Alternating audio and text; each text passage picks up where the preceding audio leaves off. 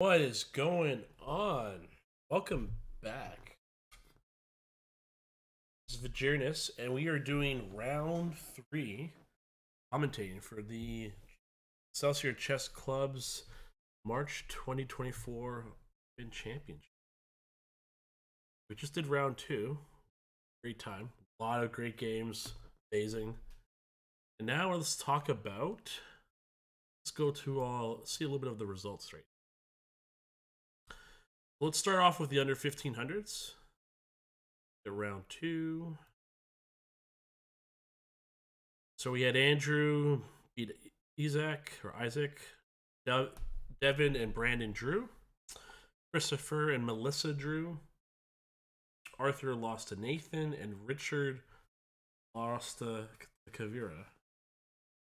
So the standings for the under 1500 is we have a clear first place right now. Andrew is leading the pack, followed closely by Devin, Christopher, and Brandon, who are at 1.5. And then Isaac, Kavira, Ebo, Brady, Melissa, Arthur, Richard following. So again, it's anyone's round. Again, one of the fives can win the next three rounds and still be able to hit first place. Anyone with 1 point still has a chance, and Andrew has all the pressure on him to his lead. It's exciting. For the under 2000s, Hanuel and Muhammad, the top table, they drew their game. Wow, 1650 drew in 1980. That's very impressive. Hansi won against Ricky. Ithari lost against Cadron. Arush had a draw against Sean. Jaden beat Rick. Wait, am I reading this correctly? 1308 defeated at 1835. One heck of a game. Joshua won against Gary. Leroy won against Pavan. Larry drew against Edgar. Gaganth won against Pino. Ryan lost against Lucy. And Kosuk lost. Oh, that sucks. Noah. Oh, Noah's very. So the pairings after round two. Oh, sorry. This is the matchups. But if we want to see, so Hansi and Cadron and Noah leading the pack with 2 points. Mohammed, Hanuel, Leroy, Darshan, Joshua, and Jaden are very close. 1.5 points out of 2. So very close within first place distance. Kathari, Ricky, Lucy, Deganth, Arush, Edgar at 1. Again, win the next 3 games. There's always possible chances for getting medals or prize money. And then Rick, Gary, Larry, Pavan, Suk, and Ryan. Still plenty of chess to play. Now, if we go to the top section after round 2. So we had Sean, Eric, which that was really quite a game between both. Very amazing the future match. Beitor won against Matthew, although Matthew was at an advantage, but fortunately lost on time. Rasvan defeated Jifan. David defeated Valerie. Christian defeated Sergey. Ryan defeated Timur. Noah defeated Nick. David lost against Ryan. Tony won against Rian. Lakshana won against Larry. Ian and Ashwin drew. Eric and Jaypreet drew. Okay. Ashley defeated Elias. April also. So after 2 rounds at the top section, we have 5 people. 2. This is going to be quite the competition to see who's going to pull ahead and get to eventually first place. Or maybe 2. Maybe there's going to be 2 people. Definitely possible. Sean, Beto, Rasva, and David, Christian all tied first. surprise here. Anyone's game though. Never feeling it has a chance. Matthew, Timor, Eric. Although we do have, I don't know why it's not in. What shenanigans? Oh, sorry, I clicked the wrong one. Yeah, so we have 2 wins. Yeah, that makes sense. Ryan, Christian, Sean, Razvan, Baitor, and David. We have two 1.5s, Noah and Zugyan. Or sorry, Ryan. And then we have a lot of ones. We have Eric, Valerie, Sergey, Noah, Matthew, Jifon, Timur, Ashley, Tony, Lakshana, April, and then we have Ian, Jaipri, David, Nick, Ashwin, Eric, Larry, Andrew, Elias, and Ryan playing rear. So, again, anybody's game, anyone at 1.5, even 1, even 2, for definitely 2, still make moves. So, I think we're going to start in 5 minutes. And today we're going to look at see who the pair this. All right. Here's our round 3. So let's see who is going to be our feature match today. Ooh, we got Razvan and Sean. That looks something. Baitor Christian. Ryan, the battle of the Ryans. There we go. Noah versus Timor. Matthew versus Sergey. Valerie versus Eric. Women's Candidate Master Ashley versus Jifon. And Tony versus Deepak. So we got 2 Women's Candidate Masters playing at the top tables, looking to win their games. But yes, I think with the feature match today is going to have to be Grandmaster Sean versus Grandmaster Red. There's no doubt. That game has to be. Try and focus. Or most of my focus.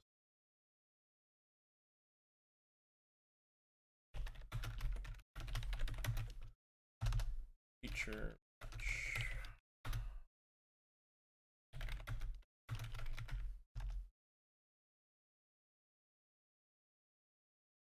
Yeah. Great.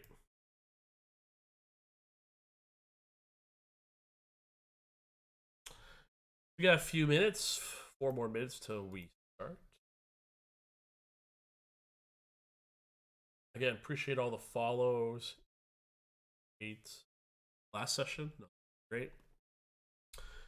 If you want to see, so the reason why you hear me typing in the back is because the Excelsior Chess Club has created its own channel.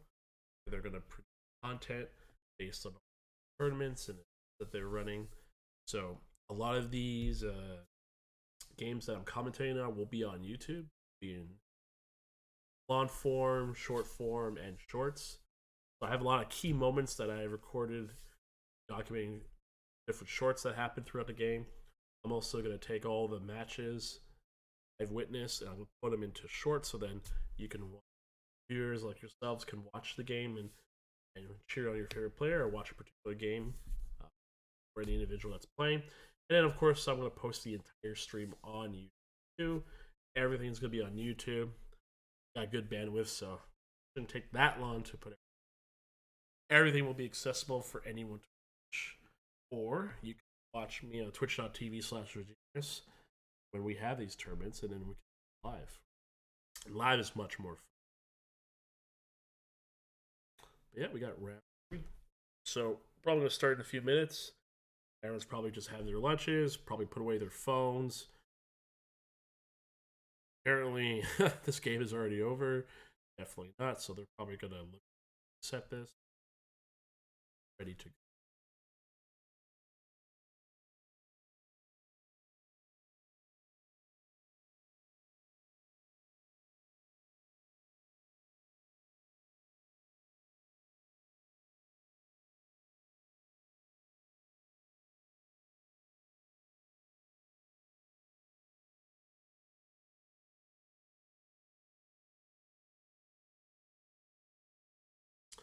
Few minutes till we start.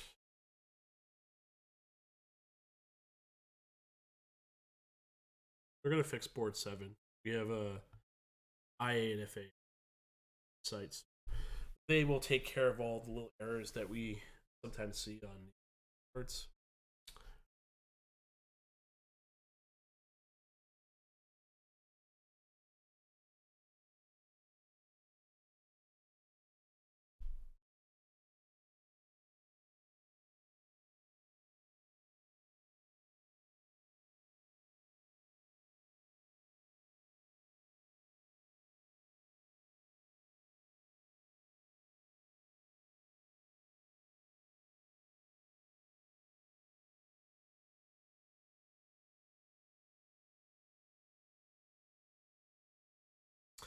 Okay, and they've reset board 7, so it looks like we're here.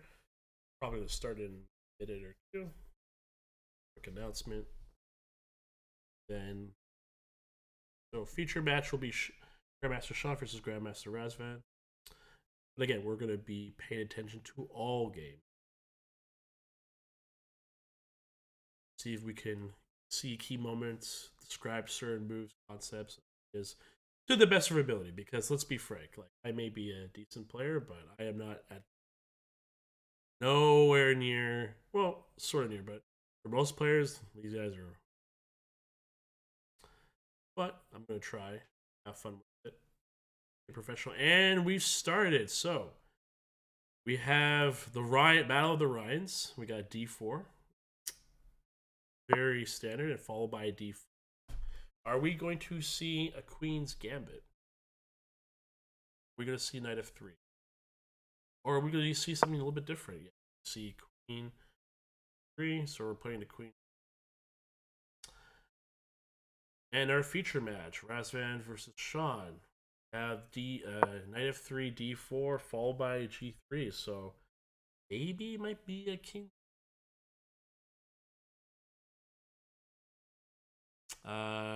This game hasn't started yet. We have no FIDE Master Timur versus Noah.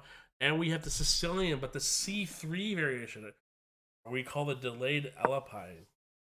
Okay, so we're going to play Knight 6, which makes sense. Usually you can get away with a lot of.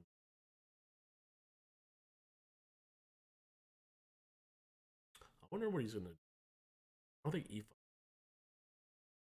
You actually could play Bishop E2 here because you can't take the actual pawn because. And is a known trap. So Bishop 2 is considered standard here. Oh, but they're going to play H3 instead. Very interesting. All right, let's keep it going. We already got some moves here. We have Sergey versus Matthew. A lot of D4s this game. D4, Knight F3, G3, G6, Bishop G7, or Bishop G3, Bishop G7, castling. Okay, so we got an Indian game here. Looks like we got the Slav defense with D4, D5 between Eric and Valerie. So D4, D5, C4, C6, E3. So again, E3 is pretty conservative, but again, solid position, no weakness.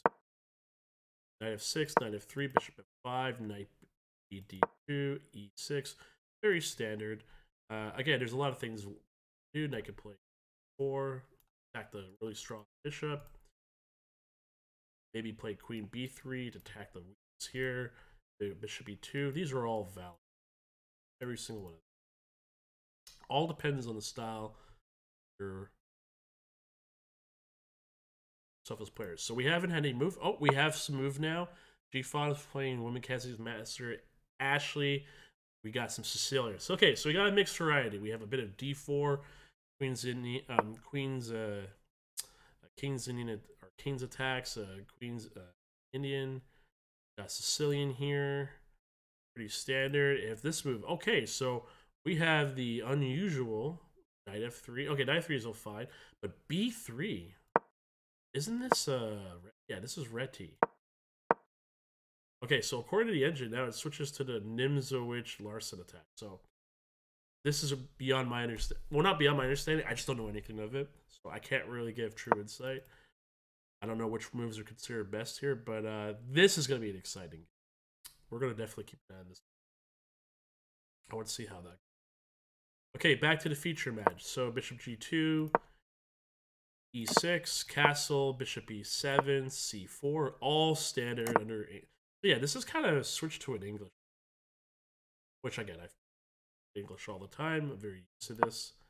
I like B3 a lot because I love setting my bishops here and having my center pawn control the center back by knights. It's usually my style. It's very positional. Looks like black's played slow too. Grandmaster Shah has played B6. And Razvan decides to take the pawn on D5. All of this is standard. Bishop B2 standard. And then black next move. Could be anything. Could be D7, could be B7, which makes sense. Okay. Apparently there's some time thinking over here. This looks like a mini game again. The Battle of the Ryans looks pretty good, so let's start off as like a kind of a pawn. That looks like Queen's Gambit accepted, actually. I didn't get slow G3 develop with the C5. Now it just says it's Catalan. Again, I don't play Catalan too much, so I only recognize it in all the different forms. But this looks very common. Again, white is most likely going to Queen C2 after they resolve target this. Whatever white's, you gotta figure out how they want to really want to get that.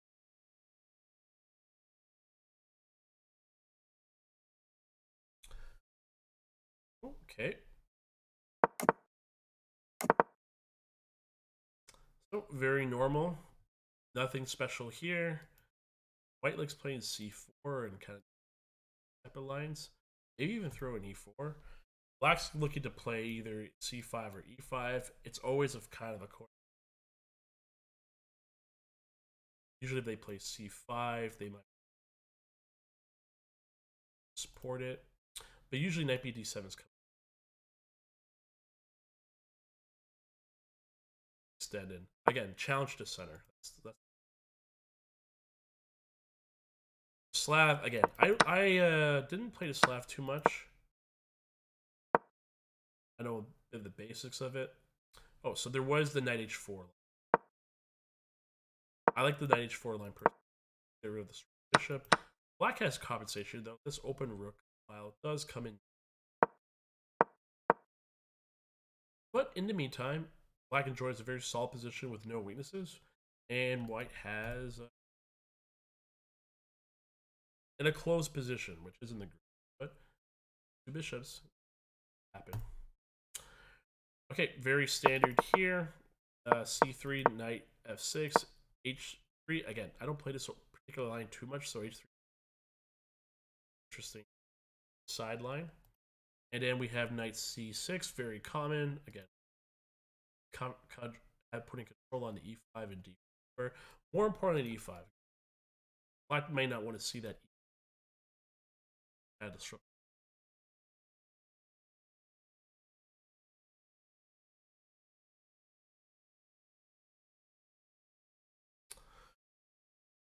Over here, Sergey versus Matthew. Again, this is looking pretty standard. So this is the classic King's Indian defense. This is something I time. A lot of choice here. Sometimes you can play knights. However, I find in particular that White really knows this line. D5 is a bit.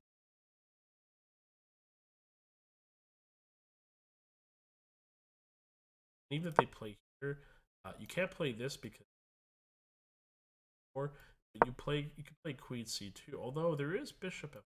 Maybe that's not the. Maybe Knight BD2, covering the pawn, and then you can cause some. But usually, it likes these type of. You want to do the D5 push first, or they do. Want to see? You don't want to see. You move anything and want to play. I find that just more.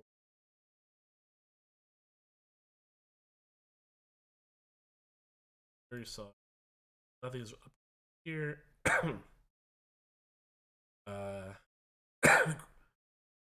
G5 versus Women's Candidate Master Ashley.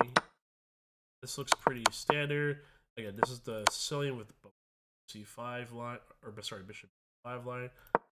Okay, again, this is called the Canal attack or the line, and then knight takes.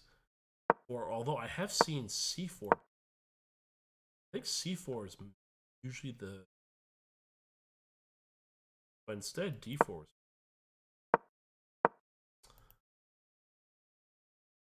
I've never done that line. Maybe. Okay, so now we're getting back to the Nimzowitsch Larson attack. I'm not too familiar with this. So C5, E3, Knight F6, D4, Knight C6, Bishop D. So I wonder what Black does. Black retreat or play E6. I think I don't think E6 is that big of. You take it. Sure, you got like a pawn that's hanging on. You can reinforce it with G6, and it does double control square. I might actually like E6. But maybe if you exchange the bishop and queen here, you can have some nice. I don't know. It's tough to say. There's so many. Even now, move 6. There's already key decisions to decide how to change the game. Okay, so it looks like we're gonna go back to our feature match. Our Grandmasters. So C4, B3, B7. So we already did this part. E3 was the move we didn't see. And very normal. Looking to possibly or D3. I've seen D3. Knight B D7, Knight C3, and then what's Black gonna do? So Black could play C5. That looks very natural. I do like Rook E8. I also like Rook C8. And maybe Rook C8 is the best because it's a half open file. So C8 with the C5. Just keep the pawn there and have them D4, D4, C4, B4. I mean, Black's very active, which is what you really want to achieve. If we go to second game, Beitor versus Christian, again, it's like a very simple position. Bishop D3 is usually a good move here. 4 is also a good move too. And C4 was played. Beitor. Okay, to battle the ride. I like this. So after G, yeah. So again, they're castling A4. Again, goals to you first. Bishop takes, pawn takes, queen takes, on to A6. Interesting. And to play move the queen. Interesting. Take a look at that game later. How we're doing here: Timur, FIDE Master Timur versus Noah. So there's a lot that's been played. So H3, Knight C6, Bishop D3. Okay, yep, that makes sense. Me and Riley heading to Gilas. Your streaming is a lot of fun, man. Thanks for making my Saturday fun. Oh no, appreciate it. Wait until you see Sunday. Sunday's gonna be even more fun. Are you already at Are you at Excelsior right now? Okay, so the whole point of playing Bishop D3 is you can tuck it to C2 later and then play D4. So it's very positional, but it has a really strong center game. No? Okay, cool. So after E5, again, locking down on D4, but white will prepare to play. Gotcha. G6, castles, Bishop G7, D4. So again, really, black can't really stop D4 push. I really like this opening.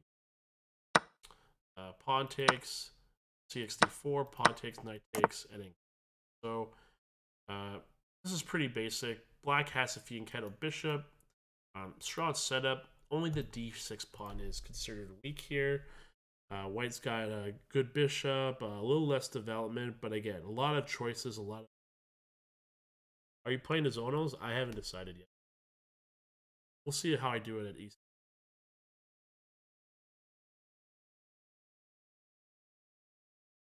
Okay. What are we watching now? Ooh, there we go. See, I was right. You're a Kings Indian defense player. You hate seeing D5. 100%. Not even no doubt in my mind. I know exactly what I'm talking about for this opening. You hate to see D5 as a KID player. 100%. So annoying. Even though it doesn't significantly give you a weighted advantage, it's just so annoying. You just want. Then they push or take, and then you whatever way you're gonna play knight c7 some way your normal knight h5 or knight e8 or knight b like whatever set up to play your f. You don't want to see d. A little uncomfortable, just a little bit. Going back. You don't want to play knight e5 because these two pawns, like if you go here, take, and then you can play knight c3, and these pawns are pawns blocking your own bishop from playing. It can't go to e4 because there's two pieces covering it. It's just not good. And then there's always options of white playing like e4 and c5, and now all these possible push. Not fun. Be a KID play. Okay, so let's go back. Let's go to Ryan. Double Ryans. I'm gonna be saying that the whole entire time. Sorry, Ryans. It's too convenient. So after the queen checks, knight b d7, completely natural. Pawn takes, bishop takes, queen takes, all normal.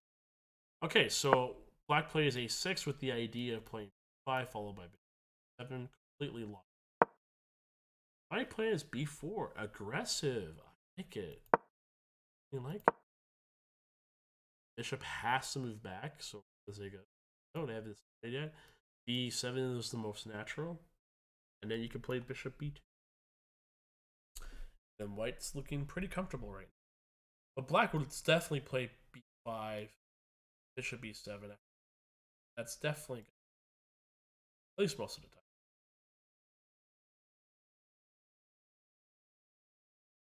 Pardon me. Okay, so after castles, bishop g7, d4, c4, boom, boom, boom. Okay, so they're still thinking here. We already checked out this game. Let's check out V and so bishop f5, knight bd2, e6, h4, knight h4, bishop takes, bishop d3, knight bd7, b3, 5. Perfect for black. This is exactly how I would. Takes, knight takes. Might have taken it with the knight or pawn. What type of. Yeah, I hate to say it, I'd probably take it with the. Maybe it's not the. Either way. Knight was done, taken, that was the move. Now bishop b. So, again, a lot of options. They have a decently. Any of this rook still in here. It cause World War III anytime. Okay, so again, knight a5, which is actually fine here because of this. The only real defense is knight 2, and then afterwards, figuring out.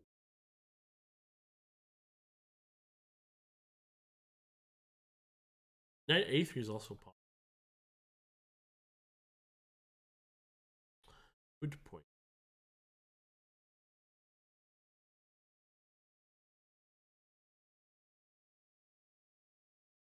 Cxd4 looks natural here, followed by knight takes. Again, nothing truly.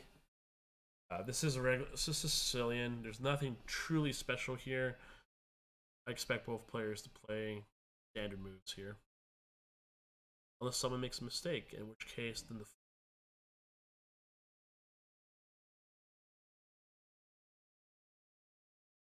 Okay, and then in this game, we have Deepak, Lakshana, Deepak, Women's Candy Master against Tony. This looks very basic too. Again, tucking the bishop back. Oh, so he did play e6. You do it now or later? Okay, so we took back, or tuck the bishop back, so in case it's taken, h-pawn takes, they have a free. Yep, they're playing pretty much the positional waiting game. See what the opponent does first. Don't try too much commitments to it, and come up with a good plan. Just like a chess player.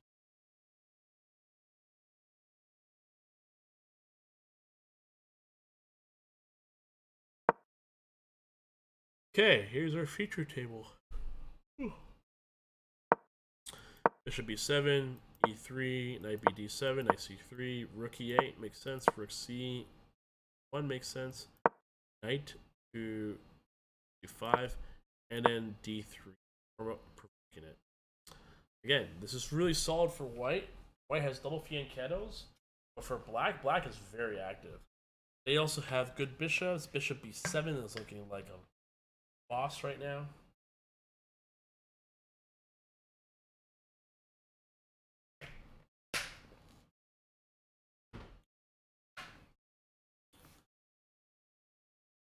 Very good positional chess going on. Obviously, I don't need to say it. These guys are 30 times better than me.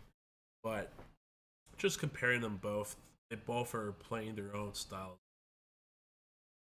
Very, very classic. All the way they're maneuvering everything, the precision of their move. Quite something. Always fun. Okay, so we have a bit of a queen confrontation. Again, this makes sense.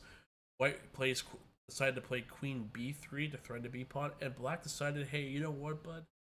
Let's go to an angle. Let's take it down there. So, Beitor has a decision to make. Although I don't think you're supposed to want to take the queen. You're supposed to go back. And if you take it, ooh, c5. Something. Maybe black takes, but then you got the permanent to be attacked by all the time. Maybe it's hard to say.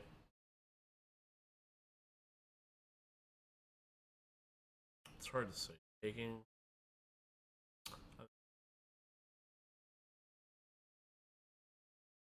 That's the best part. Not truly sure. Okay, so we got some movement here. Eric versus Valerie.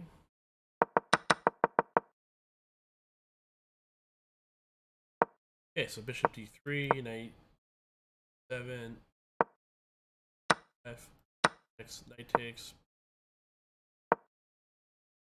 7 support on.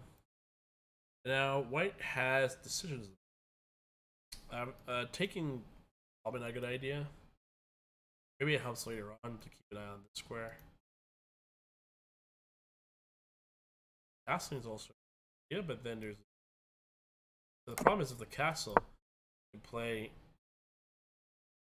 f4 and now you're threatening to take a piece, don't checkmate. So ideally don't want to don't want to castle right away in general. It's okay. Sometimes we just don't want to go auto. So then we run into those traps. Ooh, rook c8.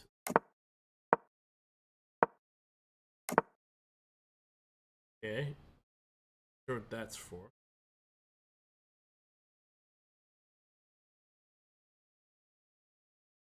Yeah, I don't know. Maybe he takes it. Oh, so white castle, so it's black's probably gonna wait. The person takes.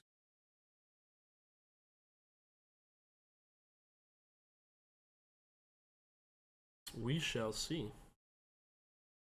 Okay, let's keep it going. Noah versus Fide Timur.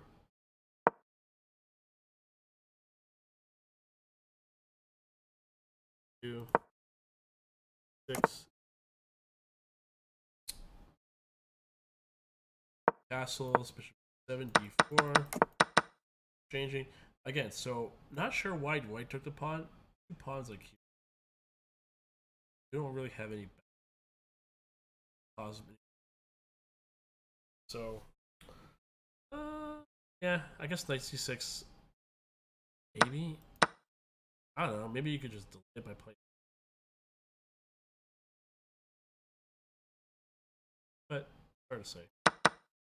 Yeah, I'm not angry at it. I don't think it's a bad. I might bias through. Probably better. All good. All right. Baitor, or sorry, Sean's still in the tank here. Checking out Baitor's game with FPD Master Christian. Looks like F3 was played, so again, looks like the intention is to get some sort of E4 move. Maybe even take it with the.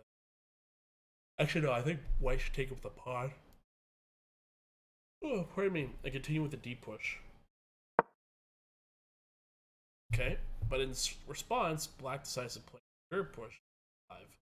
Now E4 doesn't work because pawn will take on D4 and it'll have some speed or some to after the knight. So knight's gonna have to retreat. So let's see what White would be more interested. I think White. So it's just.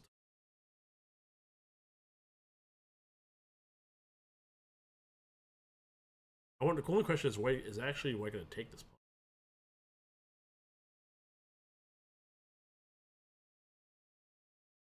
Hopefully the ticket. Hopefully that's gonna be covered.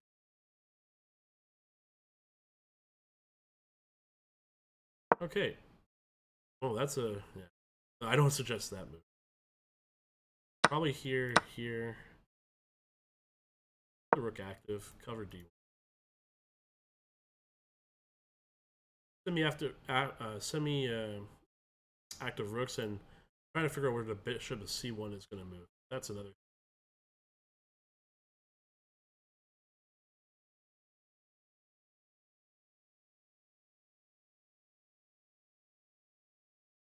Well, okay, when B5 is coming, queen has to find a good spot, and then bishop B7 is. Again, this looks very, very standard. Nothing necessarily sharp. There's some good fundamental moves. A lot of position. This game.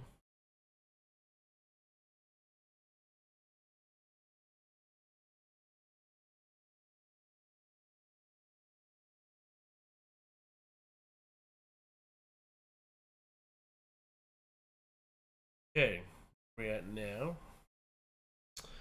Any big move? Okay, since there's no big moves yet, I'm just going to watch them.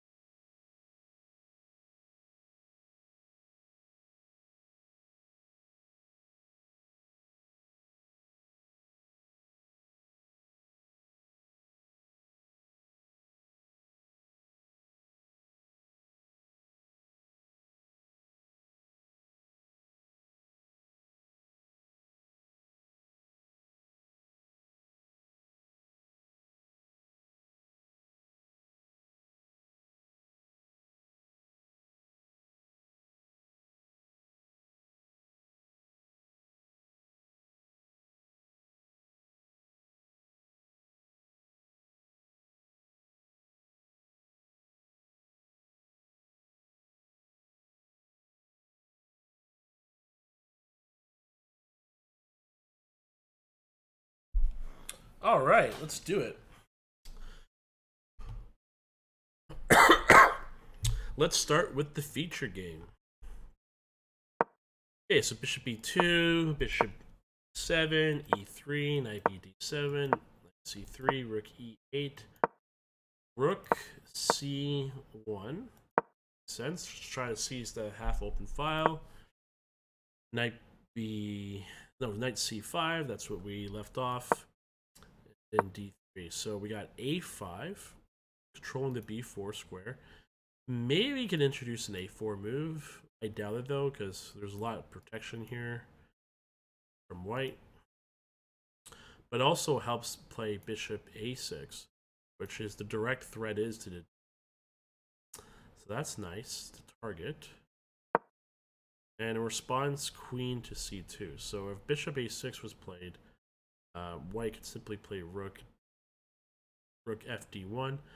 And again, can't really take this because the rook would take, knight takes, queen takes, and then it's the classic pawn and knight, or pawn and rook for knight bishop. And in that case, the one who takes the knight bishop is you. But again, depends completely on the position. So now black's in the tank looking for another play. Trying to see what's the best move here.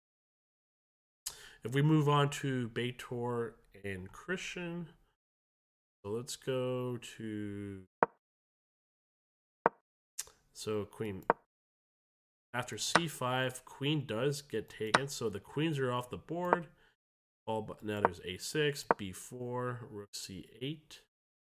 So I guess the goal is to challenge and eventually play this move one day, although for now I can't because of the bishop move. And then very slow. White's playing very slowly, developing with f3, maybe to create an e4 push eventually. So black responds with on to e5. Where we are right now, the tank. Beitor trying to find what's the best plan and move in this situation. If we go to the Battle of the Ryans, that's been pretty active. Bishop takes, queen c4. We saw a6, we saw b4, and then we saw bishop b2, b5. Queen goes to b3, and then bishop b7. That's where we are right now. I am back, sir. Richard and I are eating at Tahini's. Well, that's nice of you. I'm eating my own cooked food here. I wish I could be eating tahini. Okay, we had some progression here. So castling. So we went through all these moves already. Queen f3, queen e7, knight c3, rook d8. That's it for now. So bishop g5 looks like it's the most common move here. I also like bishop f4 too. I do like rook e1.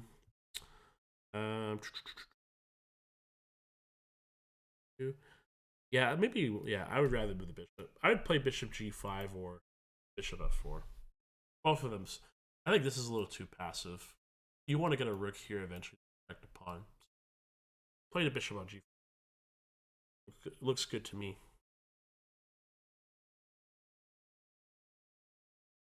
Okay, so we were at castle. Queen a4. Okay. I'm assuming black plays c5. Yeah, black plays c5. Question is white take that pawn? I don't think so. I think yeah, focus on developing more. Maybe knight c3. Maybe knight bd2 is an idea too. Problem is if you play knight c3, oh well, the bishop could go out. But knight bd2 might be better, but the bishop can't. Not that you need a bishop in this. It's just all these are bad spots to move the bishop, except for maybe push. Then that's a completely different story. Hey man, how's it doing? Did you change your subscription alert? I don't think so. Yeah, I don't think I had no time to change my subscription. At least I don't think so. Yeah, I need to get to that soon because I was gonna have someone do a bit of graphics and change all my sounds, all my icons, except for my subscriber icon. I like that icon a lot, but I haven't been doing enough Twitch. I feel like now if I start doing these commentaries like once or twice a month for a couple a day, like 8 9 hours of streaming, then yeah, absolutely, I will edit and change all the stuff. But for now, I haven't done it yet. Who knows? Maybe I'll do it. There's a lot of stuff I want to slowly upgrade now that I have like now that I'm getting chess money coming in, I can kind of spend that to upgrade some of the things that I don't have any time or talent to,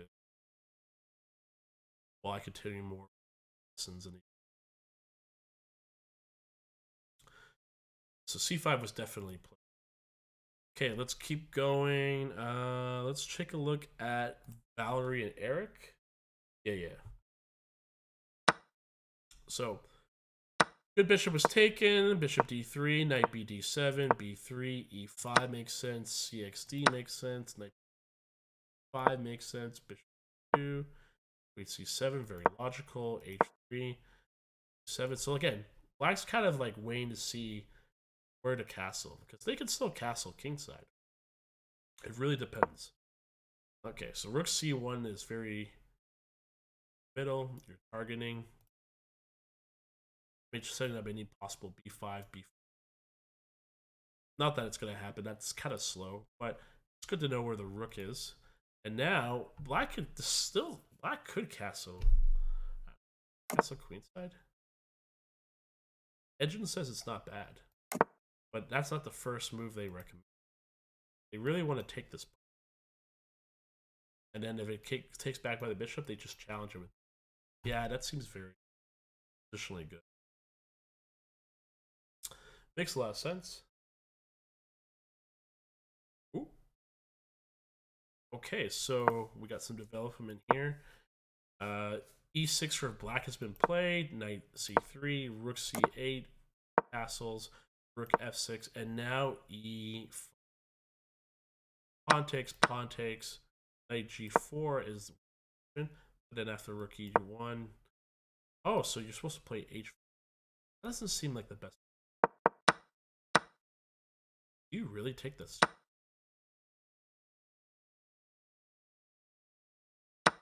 I don't. Maybe you just take here first. That makes more sense. You take here and you somehow take. You could be like. Get out of there. Oh, it says queen a7. Wow. Yeah, a lot of tension here. A lot of tension here. Let me check your alert. I didn't get any alerts. Oh, maybe I know why.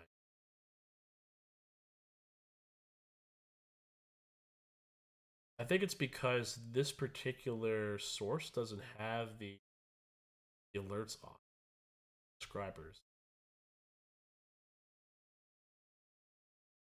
So I can create one right. Damn, you should have asked me the travel chat. Great, yeah. So there's wickets.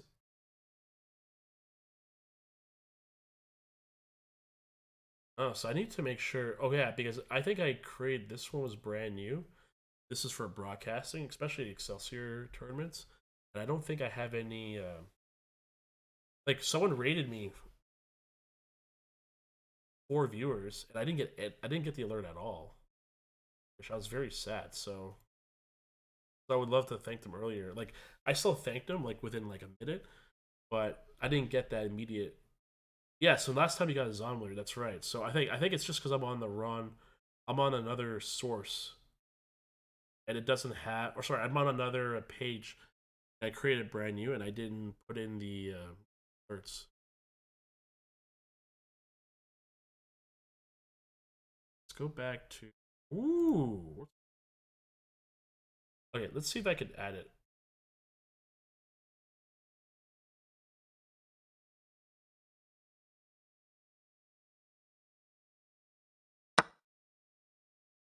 Or maybe I can't add it on here. I have to add it. Okay, so here, alert box.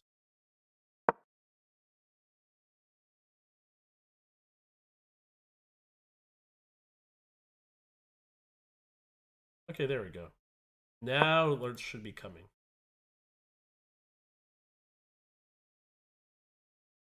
You know what? I'll do the alert box. Doesn't act. So next person who subscribes, if you want to subscribe and test my alert box, feel free to do it right now. That's a good one. You can subscribe. But yes, Unreal, thank you for your resubscribe. Okay, so we had quite a bit of moves here. Let's break this down quickly. Rook c8, we saw that. F3, we saw. E5, we saw. G4, that was the new one. It's G4. I'm trying to wrap my head around this.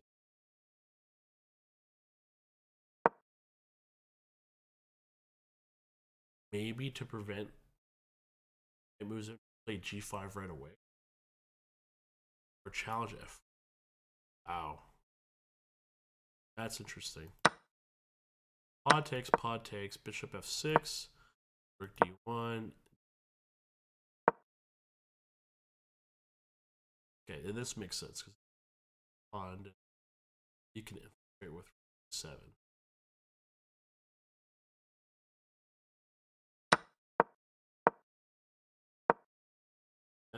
F4 makes sense. Bishop D.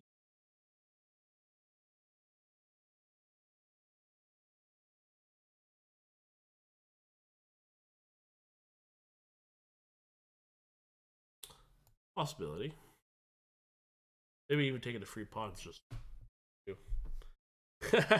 thanks, man. Appreciate it. Very interesting. This is a very interesting game.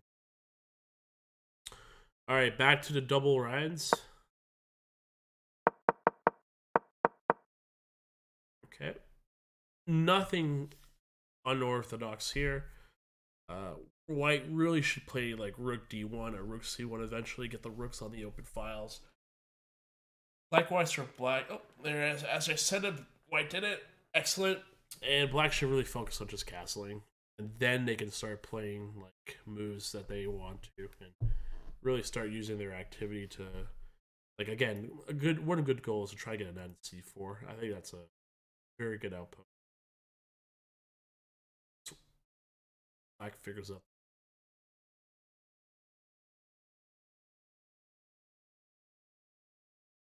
Okay.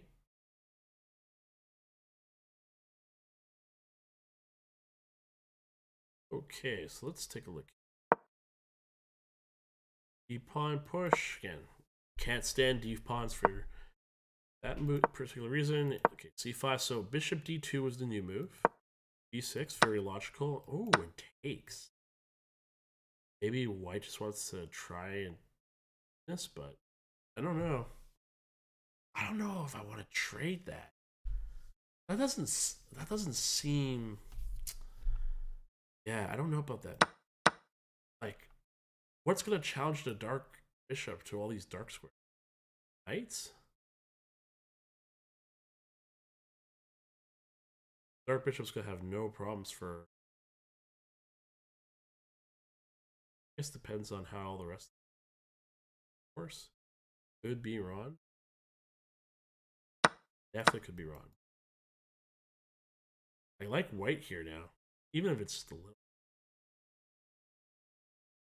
Or sorry, I don't like. No, I didn't mean I like white. I like black here because they have the dark. That's what I meant to say. Pawn is not that bad. I was trolling. I was saying white. I mean to say. Okay. Let's take a look here. So, black castles. Castle. Oh. So, according to this, white has made a slight error. Knight f3 is not the right move.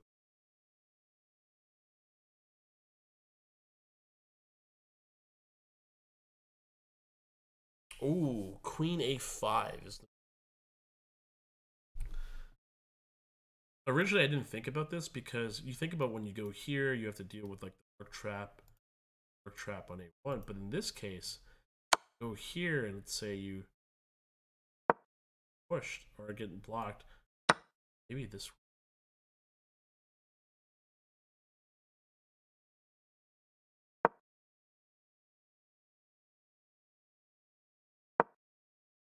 possibilities, but then knight c4. I don't know. Maybe it's not. Maybe it's a little bit more dubious than I. But I thought queen here and taking a pawn might be a good idea because you are forced to defend the bishop. Then that's a good way to transition. Okay. Oh, queen a5 was played. I guessed it again. I am the magical guesser.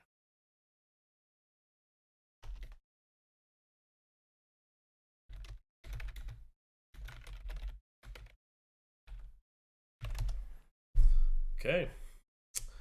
What does white do? That's a good question. We'll find out later. All right, let's keep going. E.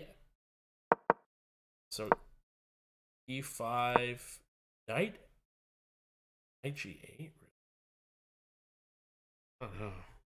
Is it really worth going back and tap?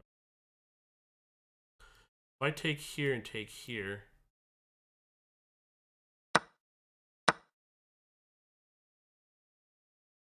why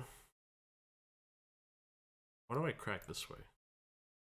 What did I push upon here? Take, I can.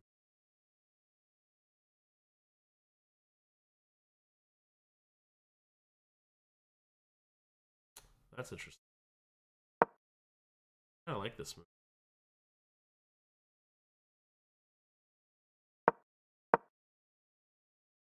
Hmm. Yeah,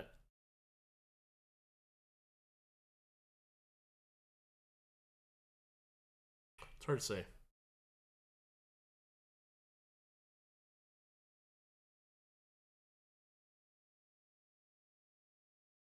Hmm. Okay, so Eric versus Valerie. Oh no, I was already. I meant to. Okay, so Lakshana versus Tony. I think we were in this stage, so we're playing. This is a Nimzowitsch Larson attack. At least some known opening for me.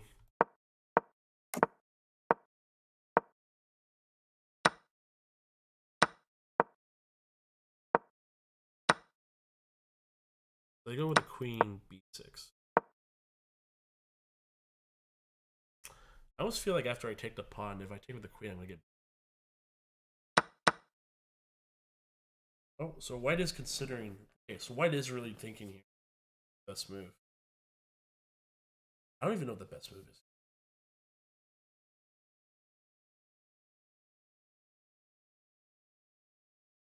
Yeah, I'm not sure. I don't know if b4 is gonna be excellent.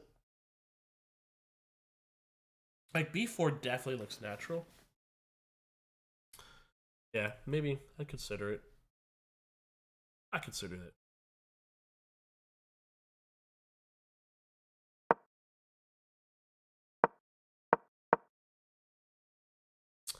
Rook d1. Okay, so we got some positional.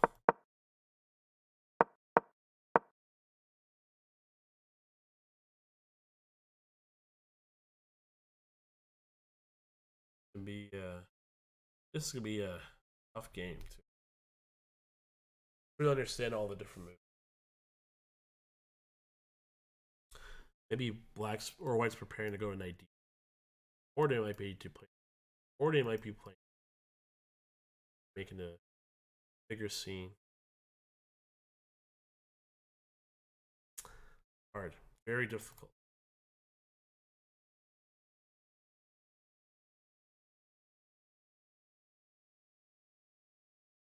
Oh,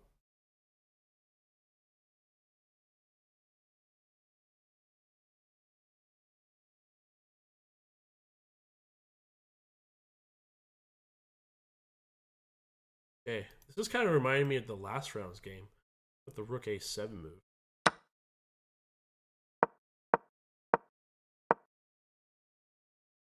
Ooh.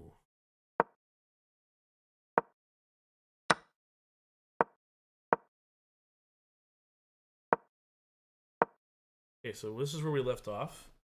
FG5, yep. Thought about that. And on takes? I guess if you can't do that because of this.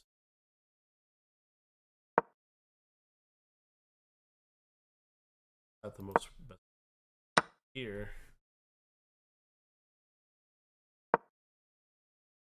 Okay, this is like just pure pressure. Look at this. Just so much pressure. Okay, interesting.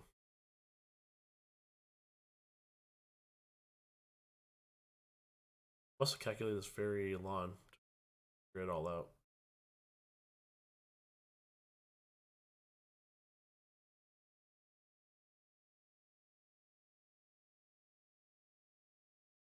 Oh, sorry.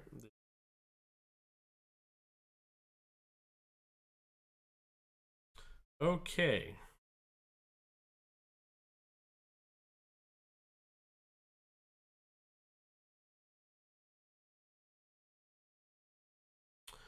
Let's take a look. Everyone's kind of in the same anything. Half. Moore versus Noah, rookie. Very logical. And Brandon Knight from the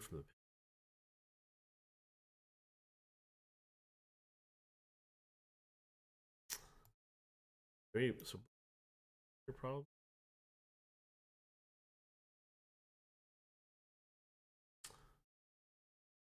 5. Bishop's gonna have to go. Yeah, this might be a possible. I am possibility. Putting even moving the bishop to G3, playing Rook D1, putting pressure on a pawn is also enough.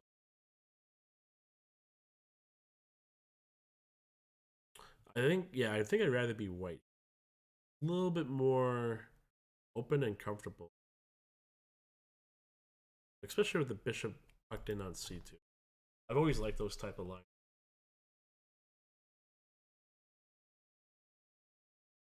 Okay, here's the battle of Ryan's. Okay, so this is a very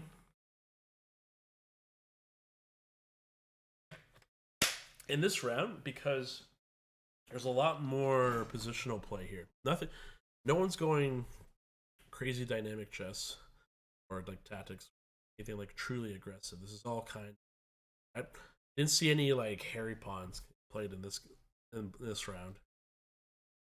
This is all like methodical, positional, all good stuff. That's always good to see and view. Question is, what is white? Maybe rookie. There's a lot of problems though. There's like these 8 problems. Knight 5 turns that black can play.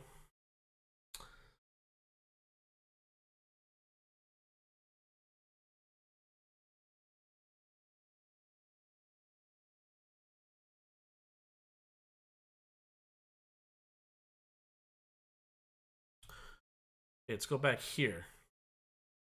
So Ashley's in the tank. She hasn't moved.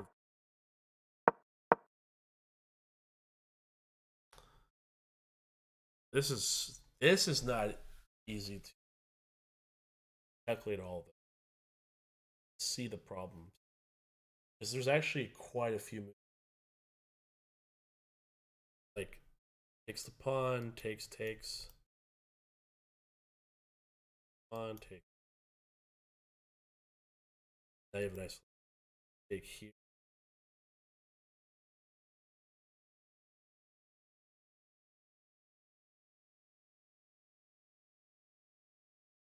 Sorry, the rook. Rock to E. Cover that, or maybe yeah, it's just tough. Maybe.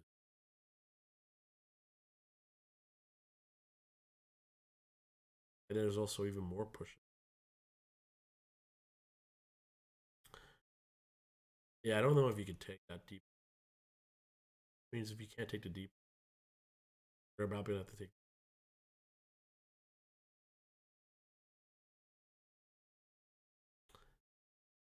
95 is an option too. And then maybe pawn takes, then you take the pawn knight. Then after the queen captures, then you could play EX. At least you're not really down anything. Hmm. It's hard to say. This is very hard to find, especially if you're in the tournament and you're trying to get your points and you're playing against someone that you know is strong or even stronger than you, and you're playing like very sharp positions. It is not easy. I don't know how many of you've played in tournaments before, like over the board in like real competitive setting, but we got some of the best uh, players in Canada, even some that are pretty strong. Like they are, it's always a test playing in a classical match. Anything can. As we saw from last round, it's crazy. Okay, let's go here. Knight c3, rook e8, rook c1, knight c5. Okay, so we are doing this is so redirecting the knights. Knights. How much did the club pay for this event? What do you mean by pay? So there is a prize pool for the tournament, and all the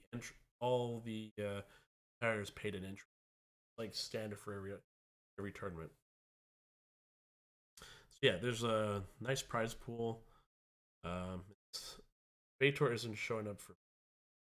Well, that's usually discussed between a tournament director and a master.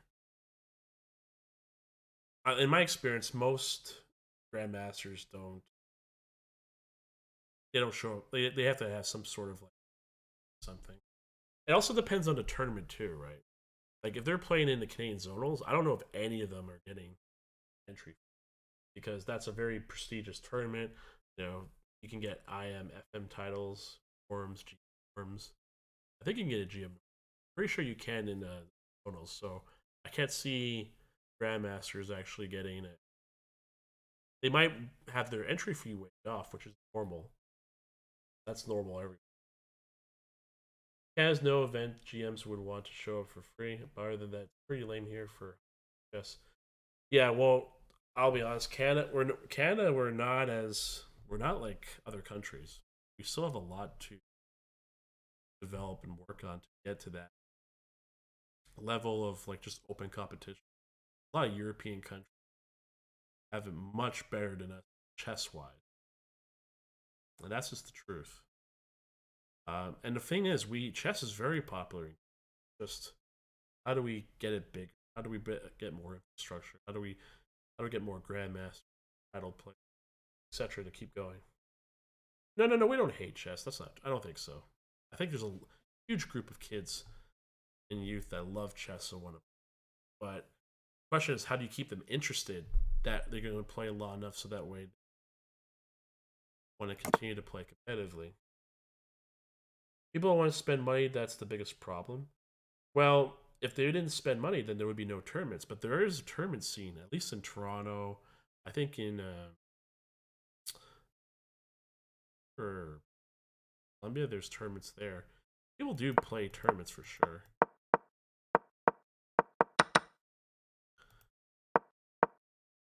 Okay, so Bishop D7, Queen C2. Yeah, I like this position for black.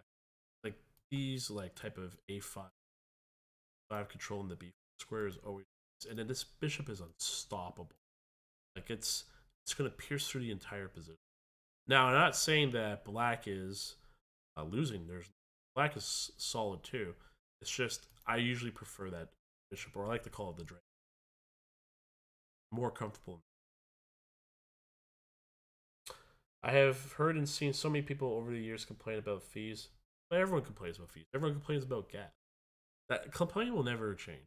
Ooh, bishop a6. Okay, so oh wow, a lot has happened here. So hold on, let's. So we know this part. Rook a7, 8, f4, bishop 8 takes, c7. And there's a lot of threading here. Pawn takes on b5, knight e7, then bishop a6. Ooh, what can happen? I don't think this can't be defended. There's no way. Takes, takes.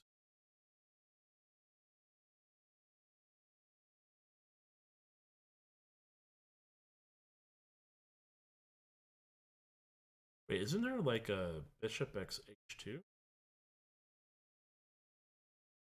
Well, so bishop x h2. Doesn't that drop a pawn? Oh no, it doesn't drop a piece. So if black goes here, you go king g, and then if the pawn takes to take the free piece, white can play rook h1, and you can get the piece back. Okay. And then this pawn is secured by the bishop on c1. So white's still okay. In fact, actually, white's probably better than okay because there's all these pawns that are potentially up for the taking. I used to play Christian Stevens Blitz in the park back in the day at Queen and Church. Hey, I used to play there too. Every Monday when I was 17, I take 2 buses, 1 subway ride downtown, play at Church Street, where the church, or like in the main church where the are. And then if it got too heavy, I would play in the mall because they all congregate. Those were the old days. Those were fun. I was pretty good. I was still good at that time, even 17, 18. I think I was at least 1800. I was doing against. Okay, what else are we looking at? Where are we from? Okay, let's go back to the main feature game. So after a5, queen c2, bishop f8, tucks the bishop in. Makes a lot of sense. Rook fd1 activates the last remaining piece for white. And knight e6, repositioning the knights. Maybe allowing c5 to come. e2, trying to target 4. And then we got rook c8. And so it looks like c5 is coming. Unless there's something I'm missing. Or maybe black just plays e4. Maybe if there's like a knight d2, there's like. And the light bishop's on the wrong square. It's not like it's over here, like targeting this. It's targeting this way, so it's not gonna be able to exploit this king as much, or at least that A. But yeah, if engine-wise, it says it's perfectly equal. Oh, and we do have bishop x h2. The question is, do we have king g? That is the question. I almost got stabbed by some hustler named Gabriel for beating him. I mated him and called mate, and he waited for my flag to fall and called time. Oh, that's so funny. Like 30 people saw him. We were like, no, he mated you. Then he wouldn't pay me. I took a knife out. Got arrested in 30 seconds. Jesus. Yeah, I never. There was because those were $5 games. And there'd be some hustlers there. But yeah, this place is really well known for drug dealing stuff. It's unfortunately a common area for it. Good old downtown Toronto. Um, yeah. So I think you gotta play King G, especially if this is gonna happen to you. I think they took the tables away now. Oh, you think so? Sucks.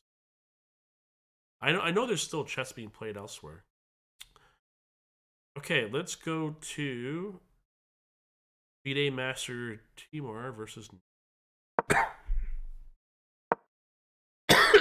So after Rook D8, yeah, I like Bishop G. Yeah, so this is one of the few moves. Bishop G5 and Bishop 4. I like Bishop G5 a lot. H6, Bishop H4. Bishop e6, rook e1, rook a b8, rook a b1, very standard, and g5. Maybe with the g4 coming in later. But right now, yeah, that g4 pawn's coming to come in now, but I don't know. There's still the threat of e5. Yeah, e5 is actually like a real threat right now.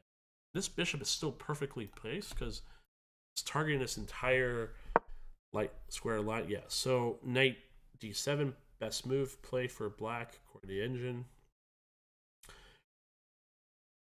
And now the black has, or white has a lot of options. Queen e3 is not a bad idea. Maybe because there can for free. And then if you play queen e3, you can also play f4 and kind of cause disruption on the side. Always an option. A lot of ideas. A lot of ideas for white. I like white's position is easier to play. Still, again, I just like how this bishop.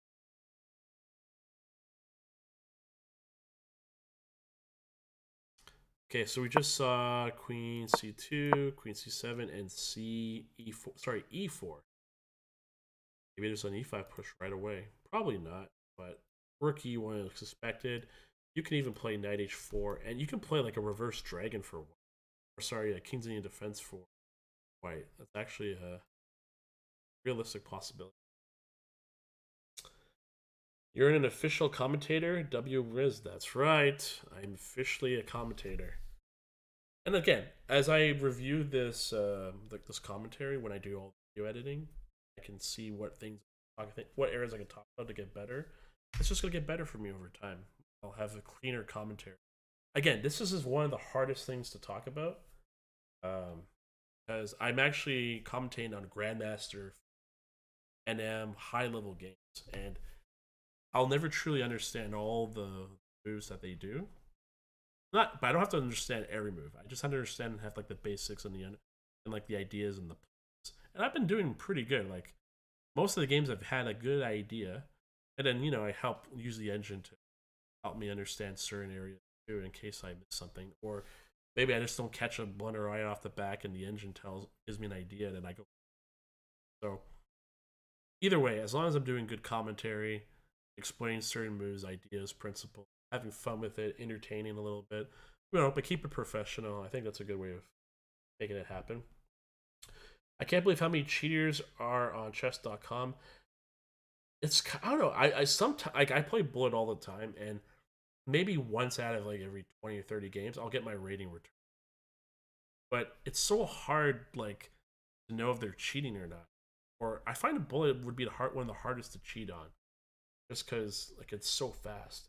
Because if they're outplaying me, I could still like outbullet them. If they're like switching back and forth. There are programs that apparently sometimes will trick to advertise a cheap program. Have you not? Oh yes, yeah, they do use programs, but yeah, those will get patched. I don't think it's that big of a.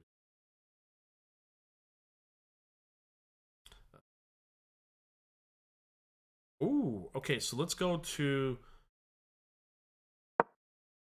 Okay, yeah, so things are heating up here. Okay, so actually, let's go further. Okay, so this was the Lemswich. Opening? Yeah, Nimzowitsch Larson attack. Classical.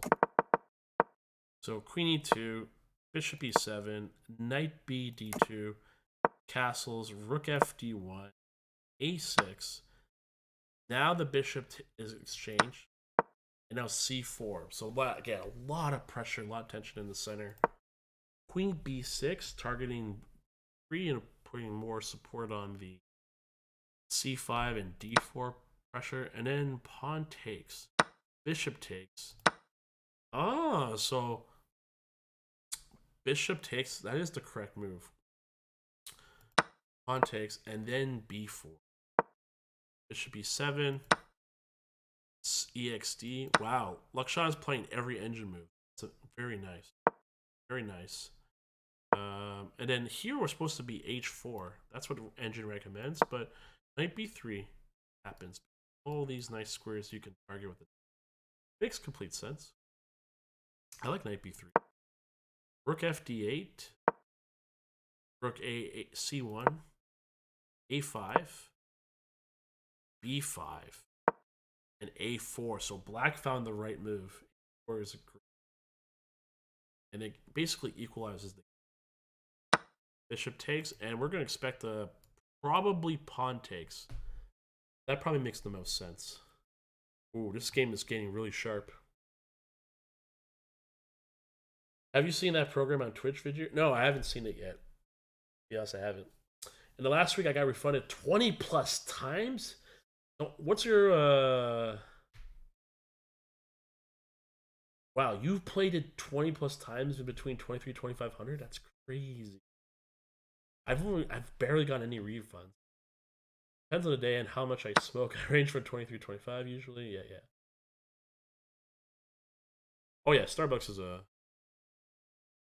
he's a legend. The good way. Okay, so wow, okay, we gotta really lock in. There's a lot of games progressing, and I'm missing some of these.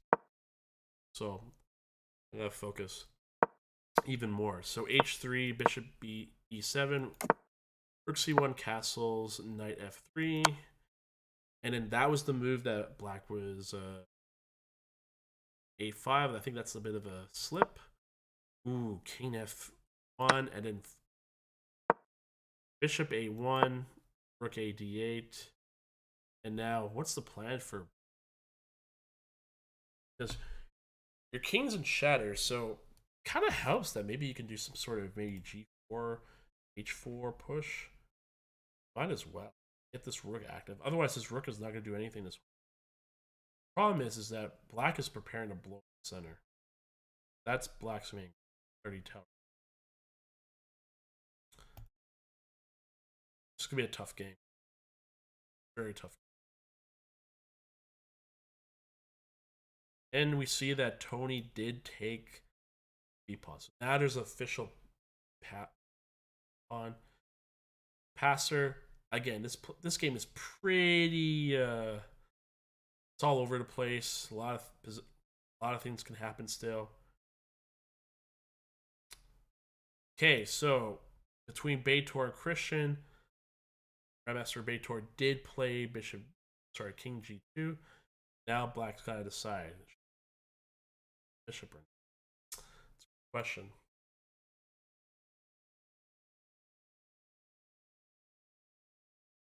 Legend of my own mind, perhaps.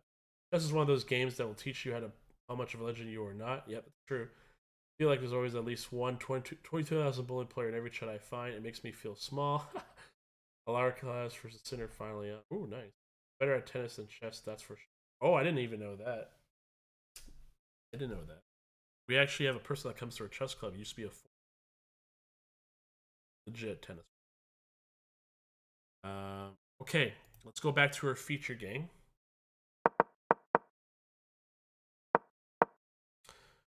Rook C8, and we saw D4 and C6. C6. Because I thought Black was going to play C5.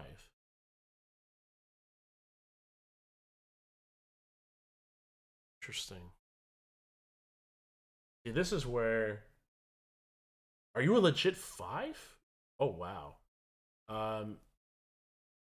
He said that right now, even though he's like, his injury cost him to be a pro, he's at 4.5. But I'm sure when he was at his peak, he was at 5. Maybe you should I should have you guys join the tennis. We have like an Etopical Chess Club like tennis segment or section where we got quite a few people that play tennis all the time. It ranging from like 2 to 4.5. I would have to see him play. No, he literally teaches, like literally teaches. He used to be a full-time coach for kids. No, he's legit. He is definitely legit. He gets invited to the Tennis Canada to play with the pros. No, but he used to be a player first before teaching. He only taught because he had an injury. Put in Uh, yeah, C6. I don't. What's the idea? Oh, and it is the top engine move. Well, this is very solid. Maybe Bishop A6 is coming to target all these light squares. There's gonna be no threats of D5. The D5 is gonna be solid, and Razvan plays H4. This is gonna be a very slow built-up game between. It's gonna be a very strategic.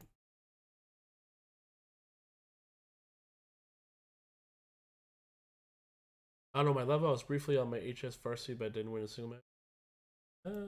Cool. Okay, so looks like Bishop X, our pawn to A6 was taken. That makes sense. Rook H1, King or Knight to G6.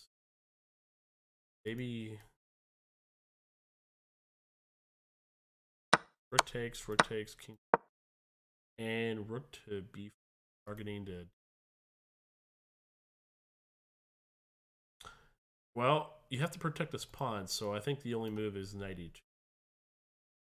But then maybe the Rook comes here to E4 and then C2. It's tough to say. I don't know. I don't know which position I would prefer. Black seems easier, but white is going to get this pawn. Maybe probably get this. So it depends. It's hard to say who's better. Ooh. Okay, let's go back. I'm gonna dominate this here. Do it up, man. So after Bishop E6, Rook E1, Rook A B8, Rook B1. So yeah, we saw this G5,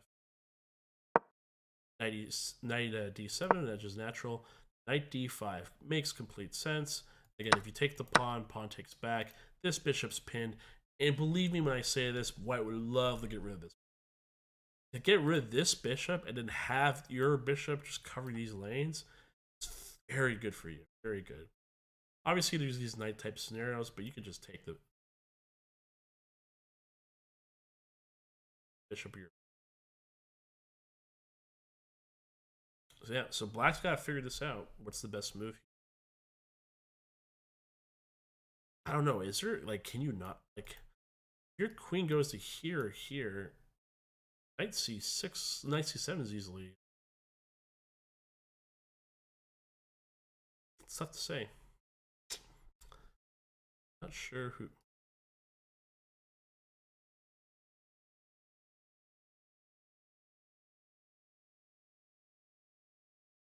I don't know. Tough. Not sure. Oh, also that's kind of cute. If you take with the pawn and take back, assuming there's no pin, the bishop can't actually go anywhere because it can't go here because the bishop at c2 takes it, and it can't go here because the pawn will take it. The bishop's actually dead completely, even if the queen moves away. That's kind of it's very tactical. Very tactical. Where are we now?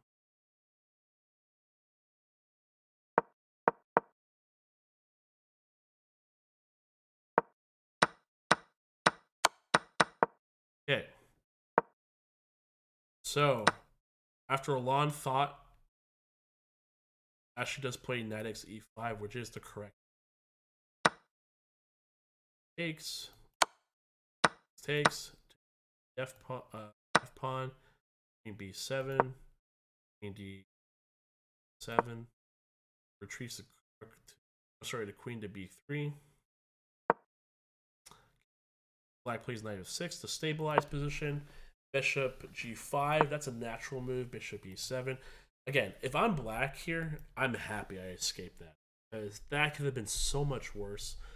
I felt like Jifan could have put in more pressure on these pawns, but it looks like black's gonna stabilize.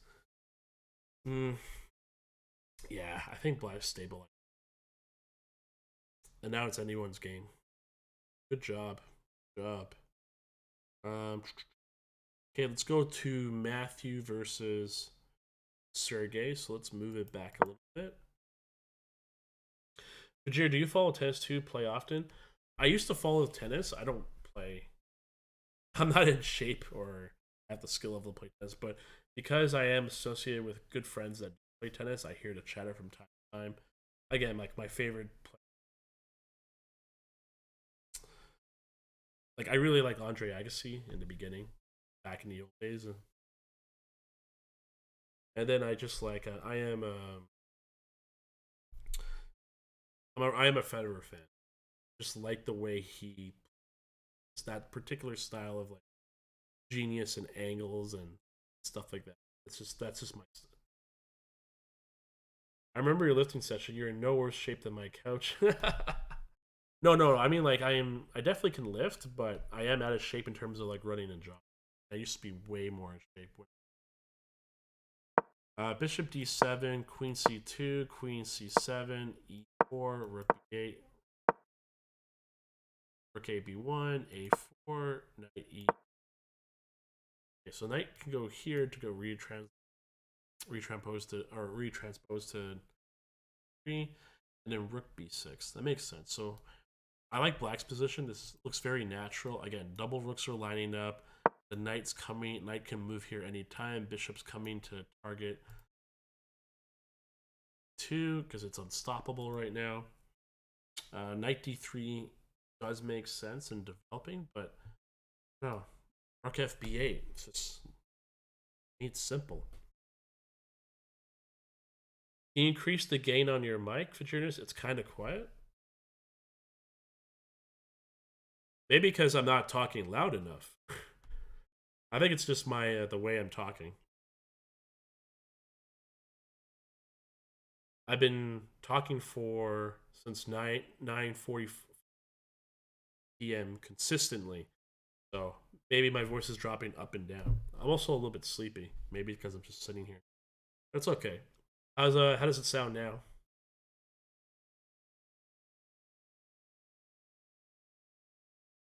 Okay, getting back. What else are we looking for? Okay, so let's return here. Okay, so AXB3 was normal. C takes the pawn on B7. You should have saved your voice last night. Oh no, my voice is fine. It's just I'm talking a lot. Good. Queen takes. Queen to B2. Oh, how did you have? Did you have good sleep? Okay. Wait a minute.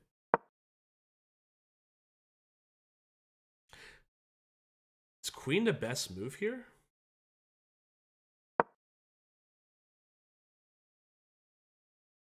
Well, according to the engine, this is actually a little bit worse for white now. Rook takes. Rook takes. Rook B8. This bishop is going to become very annoying once it gets to the right square. Uh, yeah, this is going to be. Let's see how this goes. This is still going to be a tough game to play for both. I just finished having my second breakfast. Damn. I had lunch though. I made my own lunch. Okay. So d4, c6, and c6 is such an interesting move. I never even like how strong is this move is quite something. And then it was top engine move too. Like the understanding of these positions, these grandmasters, is quite something. So c6, h4, knight to e4, knight to e5, then repositioning to d. What's the goal? What's the goal? Play knight b5.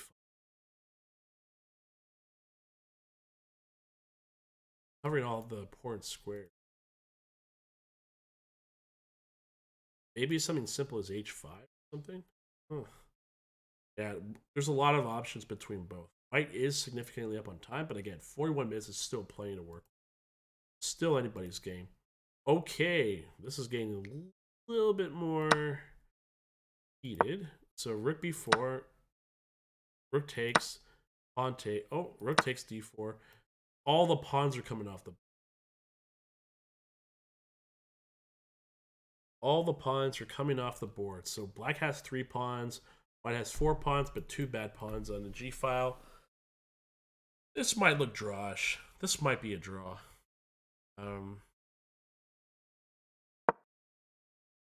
That's a good move. Rook d6 looks natural here. And then this pawn is in trouble now. Well, there is 2 defenders, but this pawn's still in trouble. There is pass pawn for white, but also pass. It's interesting. It's very interesting. All right, where else? Where else is all going? Okay, so we're going to see Jafon versus Candidate Master Ashley. Bishop takes. Okay, so I remember Bishop e7. So Bishop f6, Bishop f6, Rook e1 makes sense. King f7 makes sense. Knight to e4 makes sense. And what do you got to do? Let's move.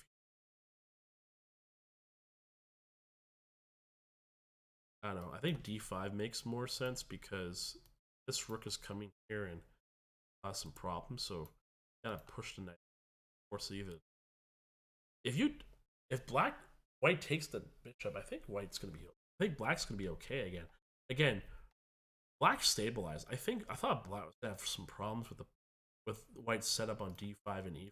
So this might be the possible like comeback game.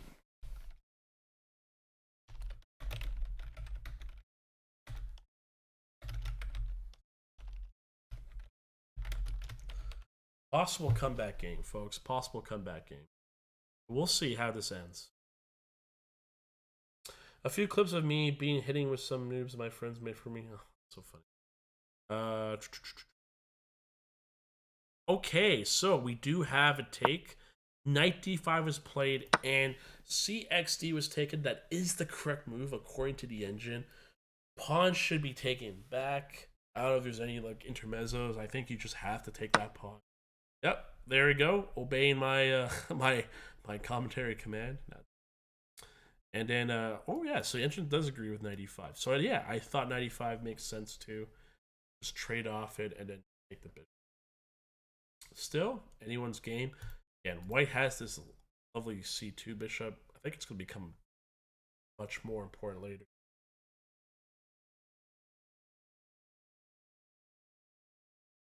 Oh, Ashley's a former member? Anything happen here? Nope. Rasfan is still in the tank. And 97, Rook d6 by Baitor. Yep, makes standard sense. This is still a long way going. The double Ryans are playing right now. Okay, so let's get, I think we missed a few moves here, so let's get very caught up. So we got Rook a d1, castles e4.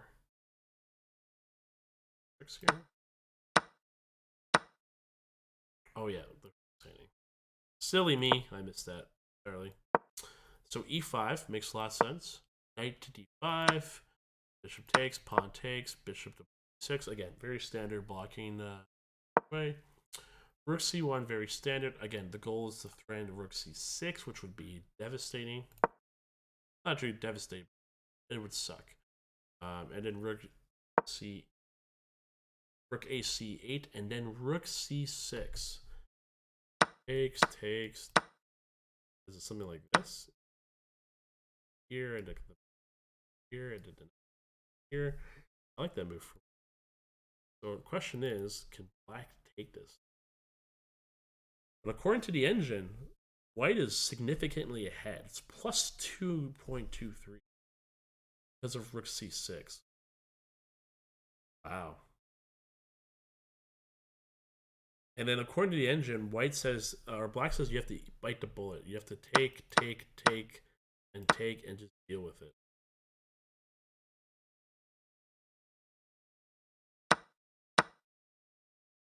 Hold on, I'm just reviewing the engine. Okay, no, so it's not plus 2, but it goes down to like plus 1.2. It's so weird how evaluation is. I play the same sequence, it should stay the same, but it actually. Very odd, very odd, very odd. Double Ryans, I believe I may have played one of them in 2018. This is uncomfortable. Why is this uncomfortable? Okay, so we did see 95 and then bishop takes. So, ooh, actually, could you take with the pawn? Maybe that's a better move. I was under the impression taking with the bishop, but now that I'm looking at it, this might look better. And then you got like the two pawns potential here. You got the rook automatically open here with the possibility of playing rook d2. Yeah, I like the pawn capture. Uncomfortable for black? Yep, this is uncomfortable for sure. But for this position, kind of like the pawn take. Yeah, I like that for black. It's the Ryan game. Absolutely. Okay, so black did play rook f b8, very natural. h3, kind of like a good semi-waiting move. Again, you don't want to have the knight go here to here to here. Get rid of one here. Oh, pardon me. Get rid of one of your best knights and then have like just this thorn. Then lock it up with b. Slows it down a little bit, but again, there's so many things I can do. I almost feel like it's just a matter of time before Matthew breaks through and tries to seize the initiative and try and come up with it. Whether he'll succeed or not, only time will. Again, lovely part.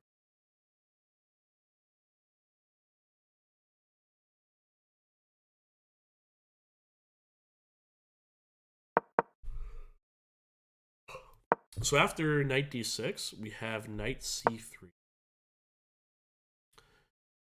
And that's causing maybe options evading that pawn when the queen moves away. Or just put another cover on e4.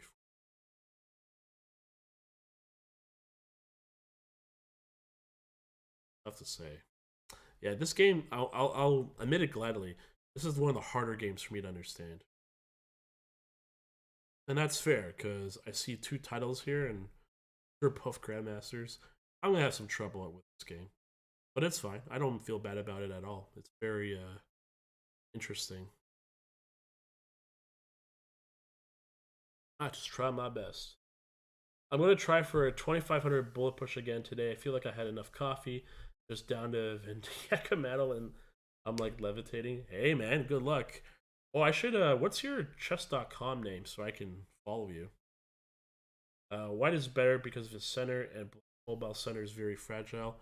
Are we talking about for here? For this game? You think black's better? Or sorry, you think white's better?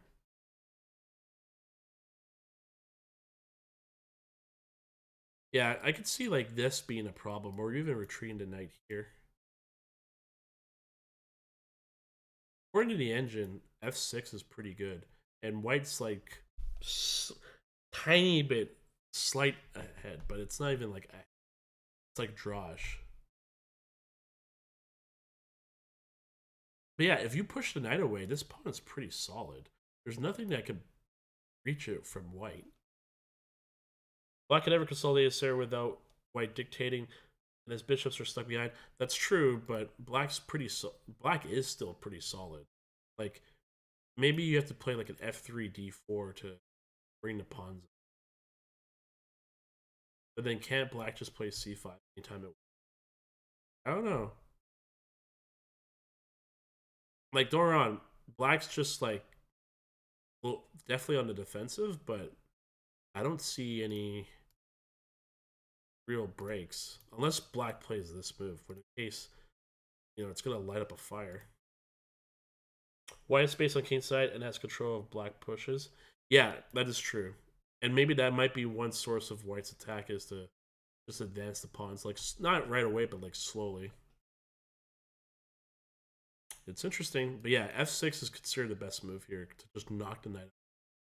The knight's too powerful, covering this square, these key squares. Hey, again, a very worthy feature match. Okay, so let's take a look at here. Any real progression? Rook c4. attacking this. Takes.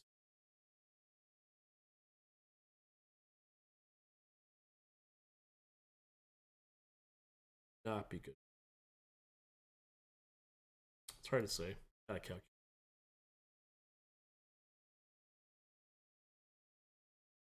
Yeah, I think so. Difficult for me to comprehend. Although I think, to be fair, that c6 pawn move really saved black.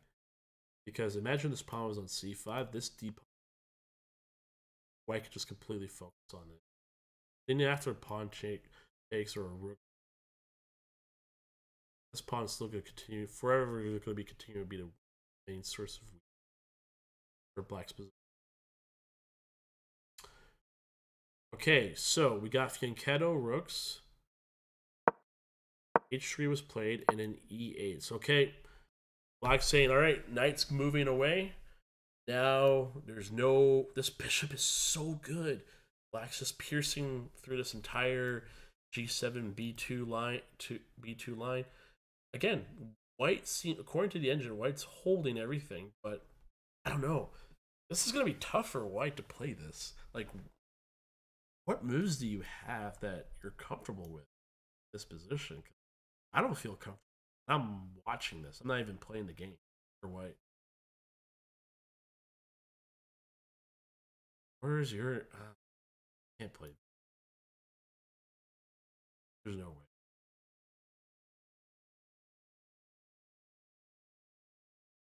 Tough. F4. Wow. I was just thinking about F4. White plays F4. Well, Bishop D4 is mandatory, right? For sure. Just that's what I'm saying. His center is mobile, but cannot do anything because White dictates all the breaks. Yeah, that makes sense. White has the so I would say White has the initiative, but Black doesn't have any true weakness. I was looking at E5 right away. Oh. Well, I think Bishop D4 would work. Okay, let's just keep going. Let's try not miss any moves. Oh, featured game match. F6 was the best move. Man, Grandmaster Sean has been playing engine moves this whole day today. I was looking at E5 right away instead of F4. Just oh, I see what you mean. Hold on, let's go back. So instead of here, you were thinking.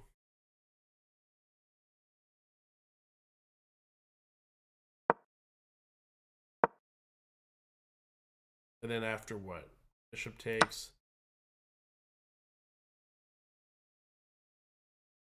Well,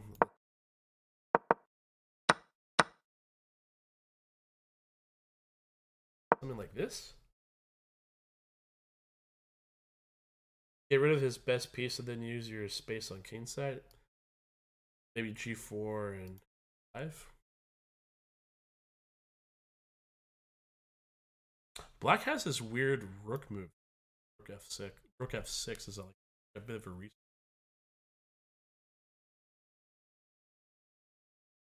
Just noticed that.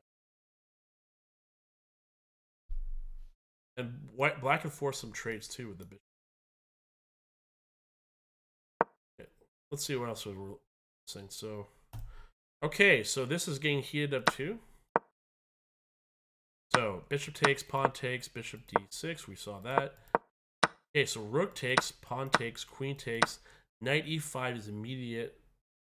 Queen c7. Okay, so what's the best move here? What is the best move for white? Because definitely white is ahead. White significantly. Has to be something. Rook. I like rook at c1. Let's see if this works. Discord. Oh no, I didn't activate it. So I disabled all.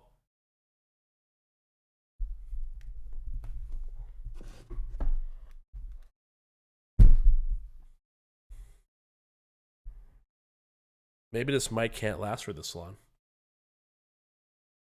Okay, what about now?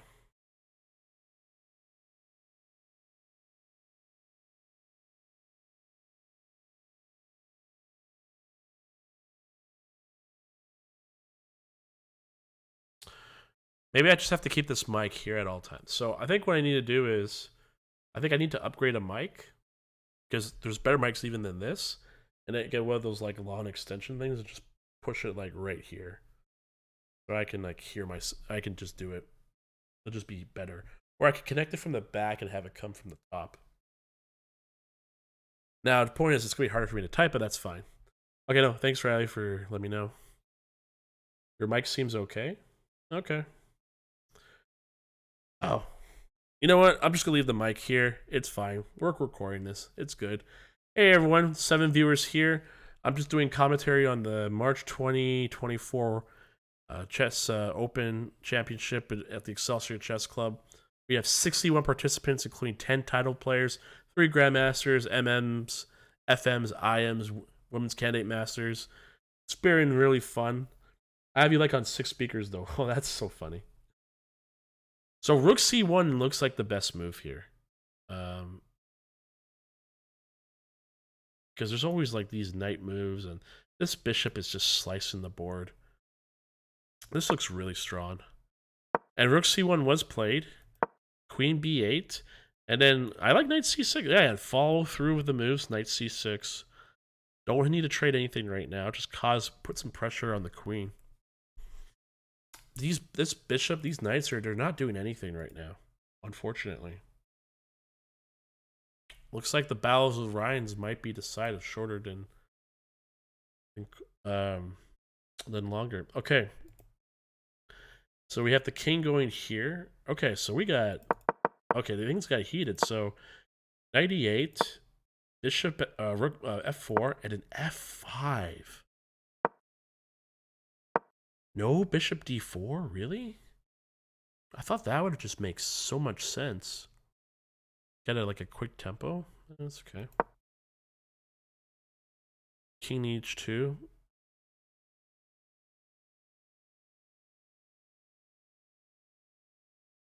Don't want to take because of this. Oh, sorry, it's black to move. I don't know. I'd still play bishop d4.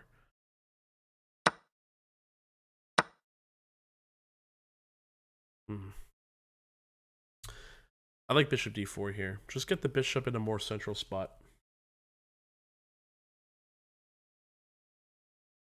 Okay, how are we doing here? f6, knight f3. That makes sense.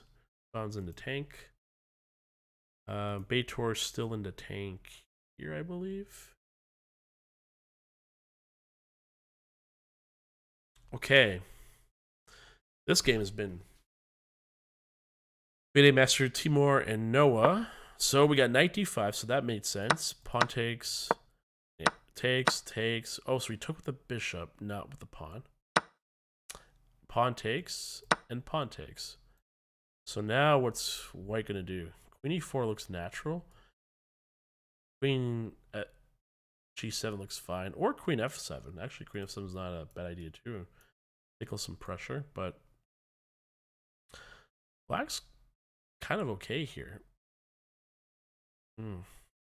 Yeah, I wonder how white's gonna break in. Yep, so queen e4, and we're expecting queen f7 or queen g7. That should be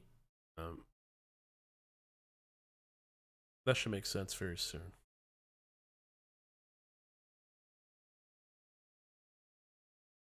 Okay, so after bishop a1, rook a d8, now a hairy pawn is coming down. So okay, so yeah, this makes a lot of sense to me. If you're gonna play king f1 and lose your castle, you might as well get your rook active by pushing this pawn. Worst case scenario, you may be able to move your rook from here to here one day, or even further here to like support. I've seen rook lifts happen. I've seen them win games. It can happen, but sending the pawn to h5 and h6, you know, might be very beneficial for you. But black has some good moves too, because this is a little bit slow. Like knight b4 is, oof, that's pretty good. Then if you go here, I don't know, you're just taking pawns. If you take with the knight, I'm a little scared because you could play knight e5 and then c5, and then put some pressure on the knight. queen aiming at a rook.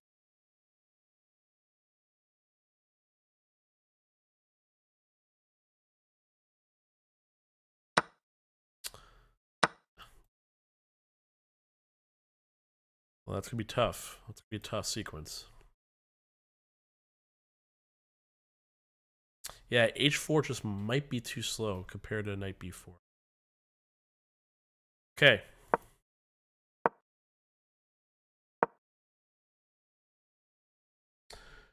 I'm a fan using extreme west script to top spin. I hit fly anything advice in my shoulder. I play at 3.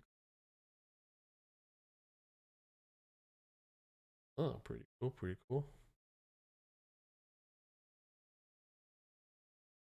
Okay, so after, yeah, so knight e4, d5. See, I like d5 a lot. Yeah, rook a d1 is fine. Queen, oh, so bishop was taken. So again, this is not like I'm not uncomfortable with black here. It's a matter of like what's the best moves. h5 is my first thought because I can't check the king anymore. Plus, you have these little sneaky like d4 and rook c g8 potentially attacking g2 scenario. Otherwise, this is an interesting game. Anything can go, but Ashley is low on time, so that might come to play later, affecting her critical decisions.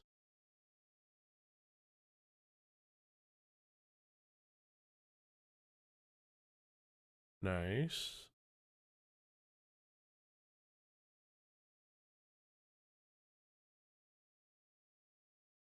Okay. What are we doing here? What is the move? Okay, so we got here knight d7. Knight takes. Then what does white do here? 6. Rook d1.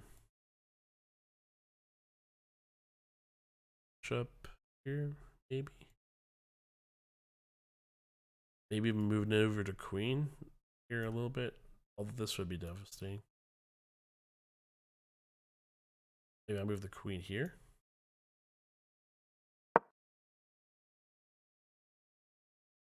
Okay, so rook d1 was played.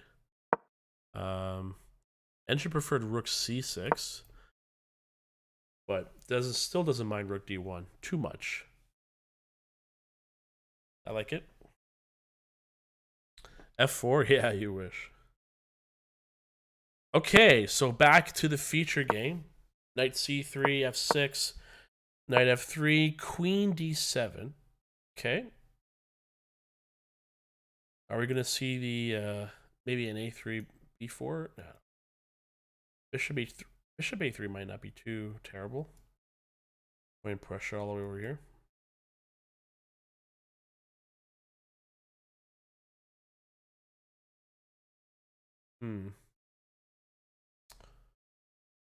Here again, looks like c5 might be coming now. Batter off the lawn Ryans. Lawn name Ryans. Although we're gonna get there. We're gonna see the Ryans right now, actually. Yeah, no, we already saw rook d1. So queen g7 was played for FIDE Master Timur and Noah. So that makes a lot of sense. Got to defend everything. Also put support for the bishop, and you can take that b pawn later.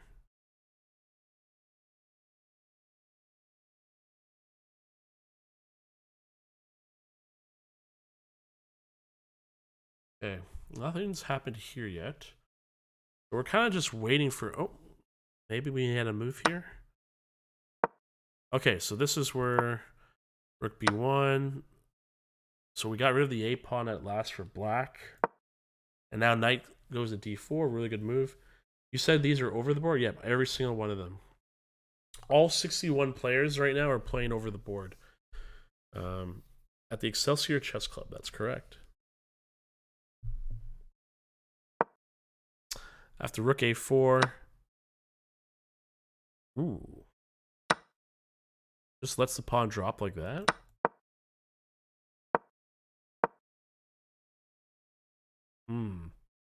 For an engine, queen d3 is still fine.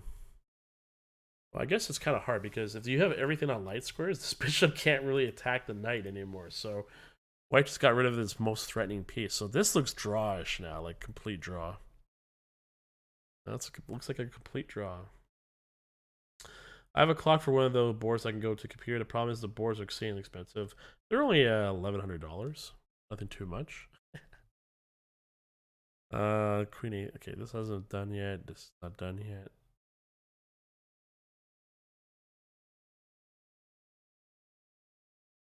Okay, no one's made a move yet, so I'm kind of just waiting right now. No one. Yeah, it's only 1,100. Oh, we have a move here. So Ryan played. Okay, so there was knight b6, and then queen c3, and then f6. Oh, wait a minute. Queen b6 is a blunder, according to the engine. Really? Where's the blunder here? I'm looking for this. 205, 15. It went from completely equal to blunder. So after queen c3, f6, the winning move is queen f3? Really? I don't know if that's a true blunder. Like, what's the issue? Oh, no. I don't know. It doesn't seem like a blunder to me. Like, maybe a better strategy, but these engines are just weird sometimes. Like, if I was white, what would I do? Play this, maybe? Oh, no, but you take the pawn, right? Oh, that's annoying. Geez, maybe the best move is just here. Knight c4, bishop c1. Looks pretty balanced.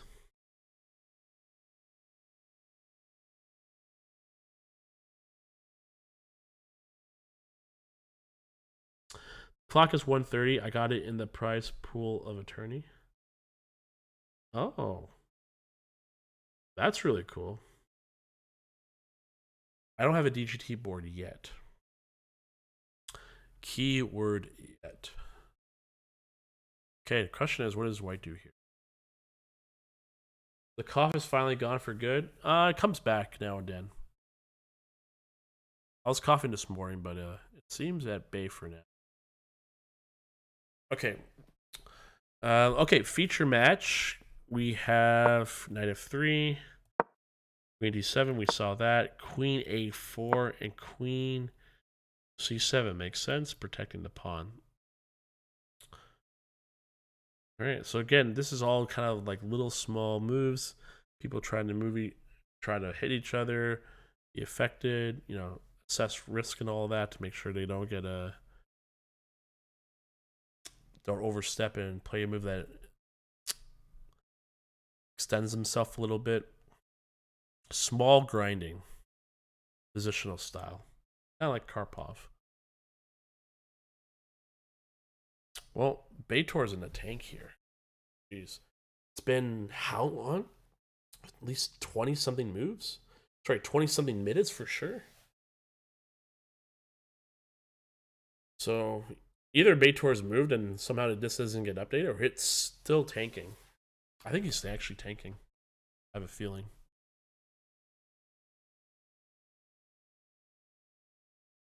Ooh. Okay, so we have some moves here. Okay, queen e4, queen g7, b4. Okay, so white's saying it's very clear. You can't play d5 because I'm going to take your bishop and take your pawn. So I'm just going to do this the right way and just build up d4, d5. And then afterwards, I'm going to cause pressure with it to hopefully get a win for here. At least that's how I'm reading this position.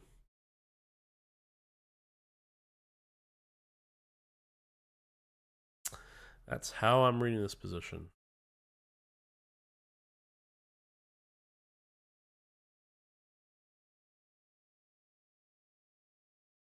Hmm.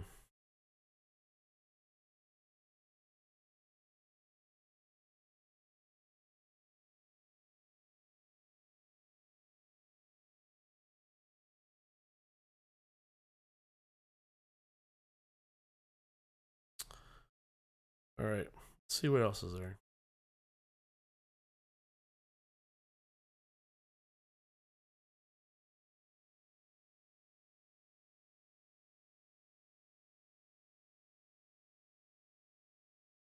Oh, so we got here. Pawn takes, queen b6, queen c2, queen g7, d2. Pawn take or pawn push. Ooh. Yeah, this is starting to look like a draw because you could just capture the bishop, the rook, bishop takes, pawn takes, queen takes, and or I don't know. This looks pretty. This looks like dead draw now. I hate to say it. This feels like a draw. Feels like a draw.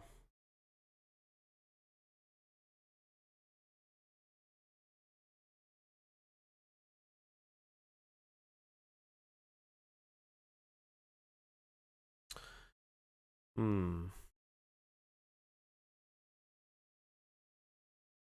Okay, so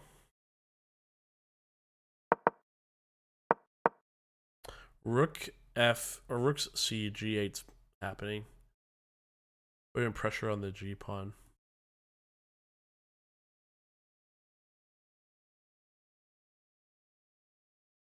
Oh, what does it do? Maybe we put 3 attackers. Maybe if we force the pawn and create some weakness, like here and then here, taking the pawn. A lot of ideas. A lot of ideas.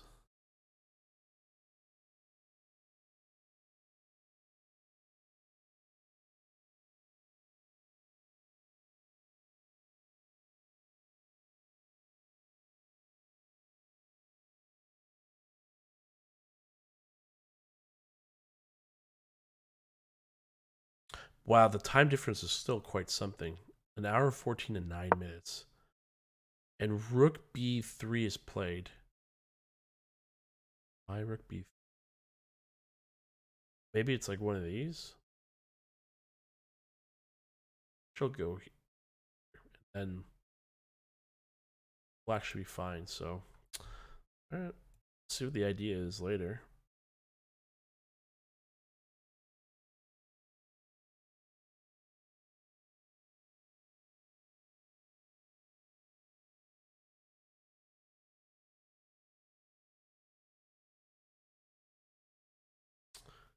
Hmm. Is it e5 the engine move? No, e5 is not the engine. So black doesn't play bishop d4 and decides to play e5. It's quite something. Can white take? Maybe? It's hard to say. Maybe white takes. And then takes, and then... Well, this is hanging. And then this doesn't really do anything because the knights are very well trained either way. And then there's still 3 attackers on the pawn. I don't know. It's hard to say who's going to win this particular game. This one can truly be anywhere.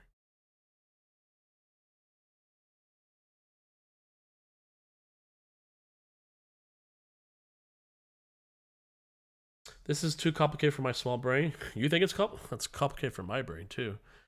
But I do enjoy the moment.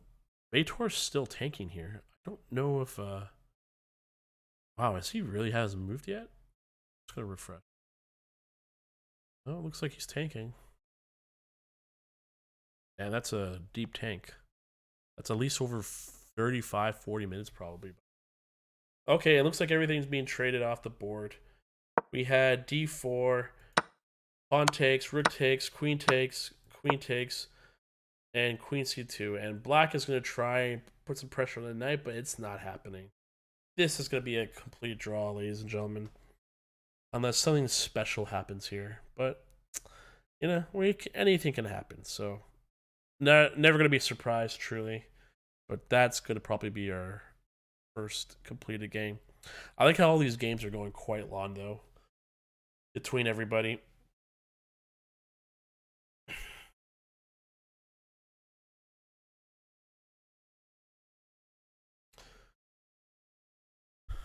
between everybody. Oh. Okay, so we have a move here from.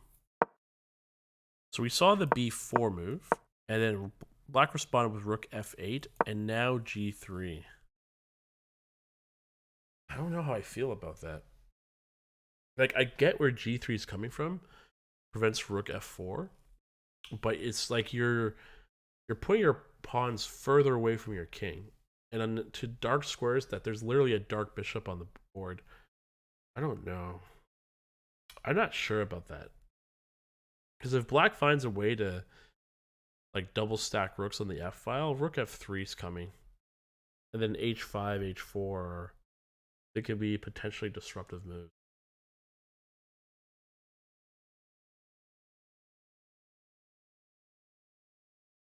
Magnus could grind a win?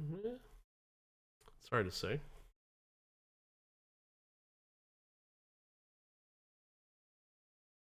Again, thank you for everyone. We've had 6 views for the last few hours actually. So thank you again for watching. If you're looking for more content, want to see more tournaments or more commentary, please follow the Excelsior Chess Club's Instagram. You can just type Excelsior Chess Club in your Instagram and you can follow them. They post every single day with all different highlights, etc. If you want to see more commentary from me or see what I do, I'm a full-time chess entrepreneur, so I do everything chess related. You can give me a follow. Don't need to subscribe. Follow is fine. I also have my own YouTube channel where I do a lot of chess content, including my own podcast called the Takes podcast, where we invite chess streamers to come on and talk about their chess journey, and we put the spotlight on them. Oh, okay, so we got 2 moves here. We got... Okay, so after rook... rook c to g8, rook b3, we have e5. If I was white, I definitely would play rook a3 now. Put some pressure on this pawn. Try and overload this queen so it has to like protect the pawn and cover e7. That's would be my number 1 idea. Put some sort of pressure.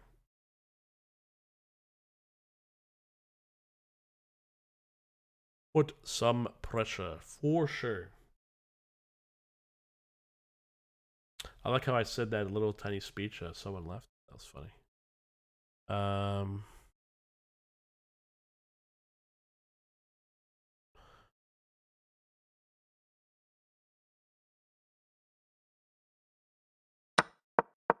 Okay, so we got some moves now. So after rook c4, Beator's played bishop e3, protecting the pawn. And black takes it. Yep. Takes. Yeah, this is starting to look a little drawish too. Wow, some really high level chess going on here. Really high level. Where are we now? Oh, okay, so rather than rook a3, it's rook f3 on this pawn, putting pressure on it. But there's going to be no realistic chance of like breaking through here. Yeah, you do have the pawn move, but queen e6 is really solid too. Actually, I really like queen e6. The more I look at it, the more I like it. And then for the feature match today, so knight d2. What's knight d2? Okay, so maybe threatening the simple, but this doesn't work, right? Takes. No, because there's a knight here. Then again, a free pawn is a free pawn, so that's probably enough of the danger for black to respond.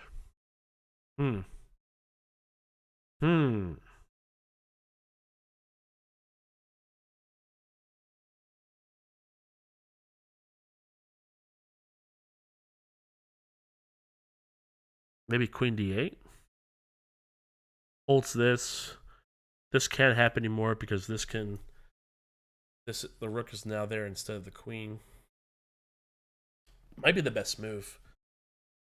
Yeah, it is the best move. But yeah, I don't think yeah, because you have to hold this pawn. You lose this pawn, the game is over, no doubt. Just steps c5. You want c5 now?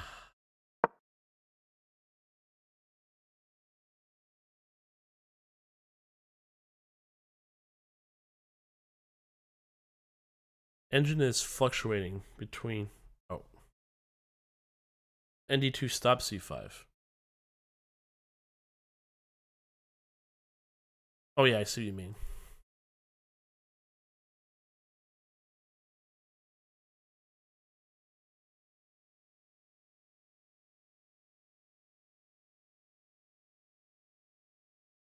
What a game.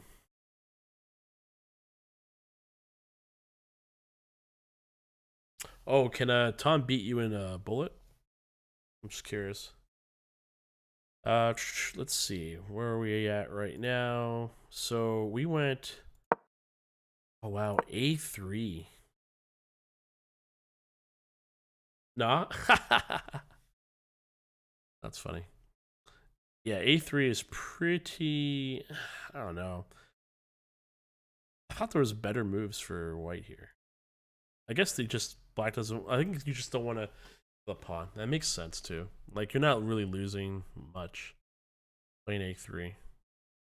All the momentum is still, but then knight C4 is coming, right? Knight C4 is quite good. He doesn't play bullet though, so not really a fair comparison. Yeah, that makes sense. He's more of a blitz person. How do you do against him blitz wise? Okay, so we got rook f6. I love it. I love this move. Load up these rooks. Set up like some possibilities or something. This bishop is never going away. This bishop's staying here for life. I like it. I'm a faster speed chess player than Tom, but I play a lot of 3 minutes and 1 minute. I would win probably every game in 3 games. Really, every game. But 5 minutes would. I remember had such difficulty with him. Like I would never be able to beat him. I think I can beat him now, but I don't know. I'm sure he's still stronger than me for sure. But 5 minutes would be definitely a different possibility. Yeah, nice. Okay, let's keep it going. Oh, and we have a move from our feature match, F5. Man, F5 is just controlling all these light squares. Yeah, 94 is coming no matter what. Unless F3 happens, but I don't think F3 is. Yeah, it's considered losing. Well, not losing, but you're behind. But you know what it sets up too? G5 is actually an idea. Eventually. Engine recommends bishop a3, but black's playing knight e4 no matter what. So even if the bishop gets traded, gets traded off the board, knight e4 is just pressure, presence for what's going on in this game. F6 and f5 being played in the same game.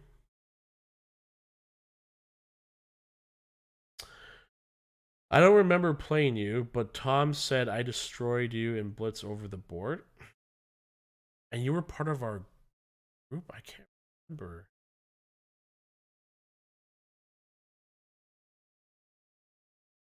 Like, are you sure you were, Hold on, I'm trying to think. Were you there when Mikhail was there? No, I don't think so.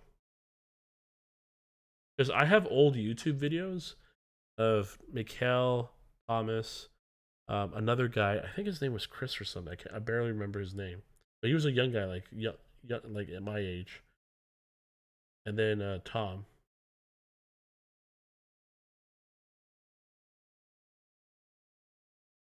Yeah, he's the same guy. Yeah, no, I'm Mikhail's still really cool. But no, he wouldn't play too. Yeah, he didn't play too much, but we still played some games. But there was another guy that joined, but he's the only one I can think of because otherwise, like, I'm trying to remember you.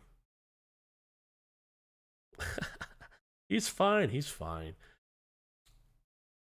But you played against me and you wiped me off the board. But I try to remember people who wiped me off the board that are associated with Tom, and I can't remember that. I like f5 here. Okay, let's see. What are we? What games are we looking? Okay, so we're going over here. Queen a1 again. This is looking like a draw, but they're gonna keep fighting. There's no black to me is the one that can put the pressure on because of the long range bishop, but I think it's holdable. He called me like 20 times after. Oh, we have. So what's happened here? Yep. So Queen e6 happened. Queens come off the board. Rook a3. Black plays rook b8. Nice move. I like that move a lot. b3. Rook b7. Rook a6. And now black has options. I think king f5 is really good here. I'm white has like it's solid, but like I like black's activity. But 1 minute left. Oh my god. 1 minute left. Okay, where do you think we played? If we did play an over the board blitz, it must have been at the Mississauga Chess Club, right? That's the only thing I can think of.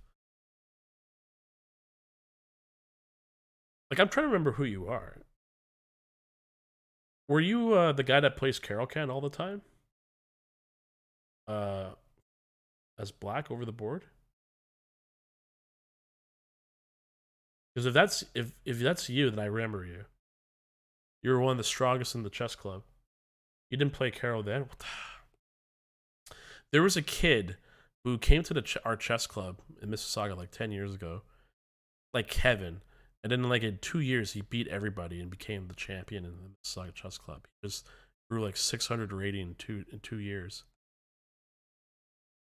Yeah, I know. So I knew a few of the strongest players.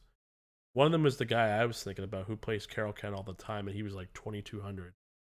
At that time, 2200 over the board. I've lost every game against him, but it was like good games. Like I was definitely like proud of how I played. I don't know. I won the rapid championship after. Do you wear glasses? Like, are you like big glasses, like kind of like this big? Bishop a3 makes sense here. Oh, so right, according to the engine, the green light is c5. Wow. Ooh, 94 was played. Wow. Whoa, whoa, whoa. Okay, there we go. Bishop takes f8. Question is, what's going to happen? Is it going to be knight f8? It's going to be king f8, rook f8. A lot of different choices. No? Okay, then I don't. I'm sure if I saw a picture of you, it might click. Or maybe I just never played you before because I was like a 1900 those days. Um,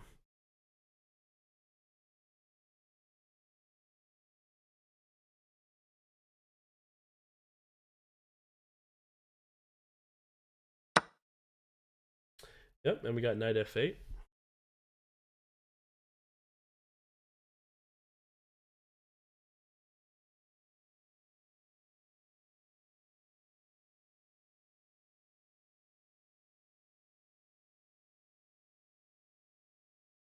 Okay, feature match. It's going to be quite something. I rarely come to the club back then. It was Dad. Sometimes Tom would get me.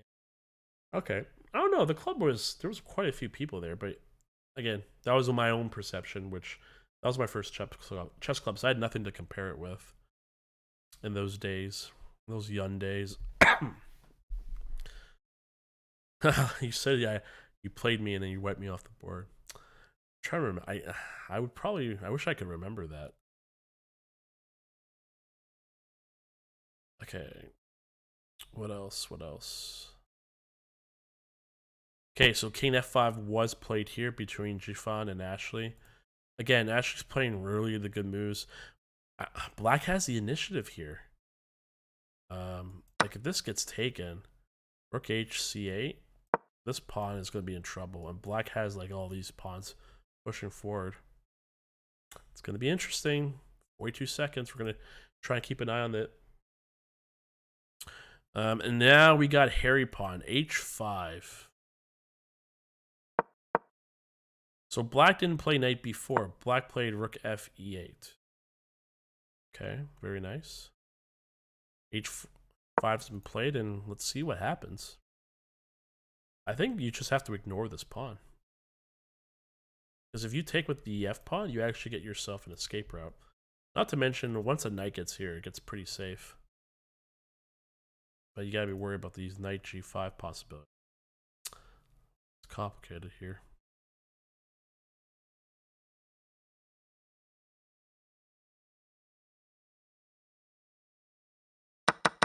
Okay, so dxe was taken, bishop takes, and then queen a4 was taken. So yeah, this is all engine moves. White found these. Still, it's like a very slight advantage. It's nothing too big, nothing too significant. And now pawn takes. So the question is, you take with the pawn or knight? You take with the knight, you have the option, you can potentially play knight g5 later. That seems really good. And then after knight g5, then you can follow it with bishop d6. Or sorry, bishop d5. Well, actually, no, that's not true, because you take here, and the bishop will probably go to d7. You gotta retreat the queen. Oh, so knight c4 was played. Nice, nice, nice.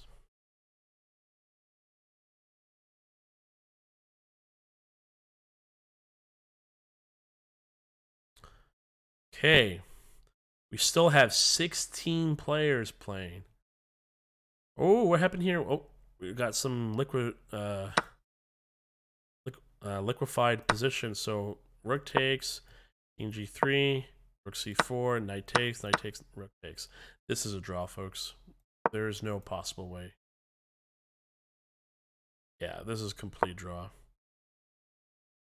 Black is just going to hold this position here. They're at the front of the pawn, the passer pawn. The black king is just going to move up.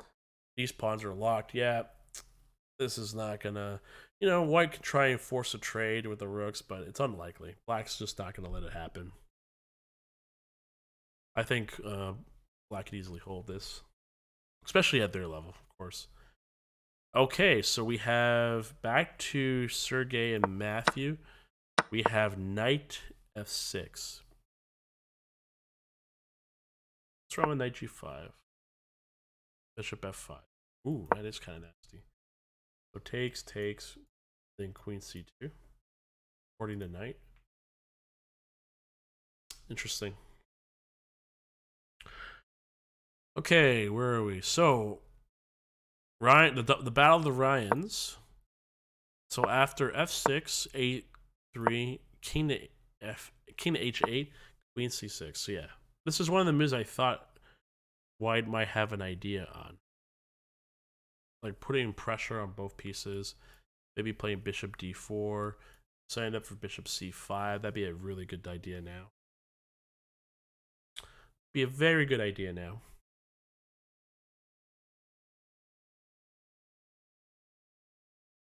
Okay, back at the feature game. Knight on d2 is taking the knight on e4. And then I'm assuming f takes, right? Sense, I feel like.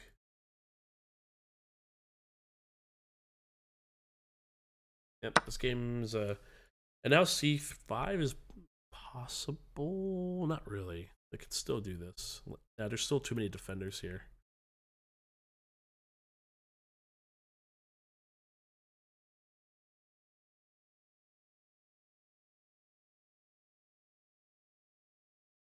Oh, pardon me.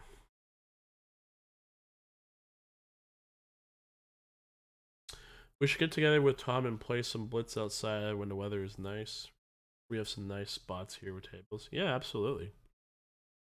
I'm 100% down for that. My time is flexible though, because now being like a full-time chess guy, I just set all my lessons ahead of time, put them on calendars, set up all my group lessons. I know all my dates and times for lessons and stuff. So I could just kind of work around with everyone around my time periods. So there should be it's easily doable. It's not like I'm stuck to some 9 to 5. Well, that's the old me, not anymore. Okay, we got some movement here. Yeah, so definitely there was a trade, knight trade, bishop f6, engine move again. Again, Sergey's been playing literally every move the engine has suggested. So really sharp playing chess. And then the move is queen c2, kind of defend everything. That's what white. That's what the engine suggests for white. I have a G drive with 100 gigabytes of chessable content. Hey, I'm always down for that. Um, that's nifty. I don't study too much chess, but uh, there's nothing wrong with. I wouldn't mind going through a couple of chessable courses. Not an issue one bit. Oh wow, the full courses. It's crazy. Wow. So engine suggested b4 is the next move, and Razvan played it. Wow, I don't think I would ever be able to find this move ever. Because the point is, after black takes, I think queen goes to b3. And then you just can't push here because of this. And then this is going to fall. Yeah, wow. What a move. What a move. That's quite something. Unbelievable. b4. Jesus.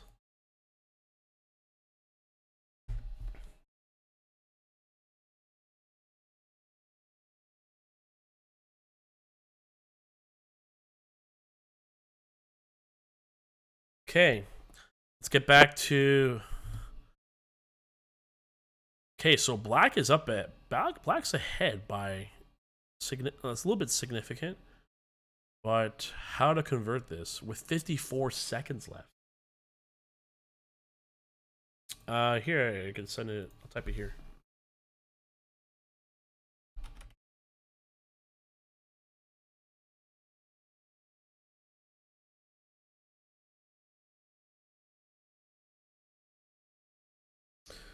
This is my public email for chess related stuff, so I have no problem advertising it.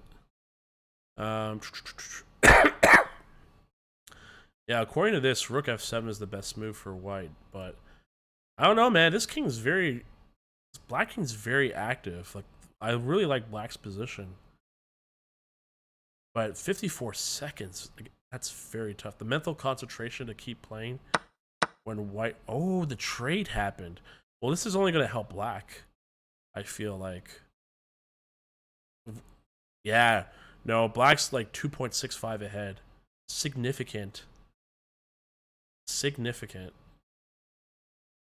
Okay. Looks like the game is getting tense. So, back to the feature game. A4, AXB was played, and Bishop, Queen B3 was played. Makes complete sense. Okay, added to you link permissions. Enjoy. Thank you so much. Oh my god. Is that who I think it is? The prodigal son has returned?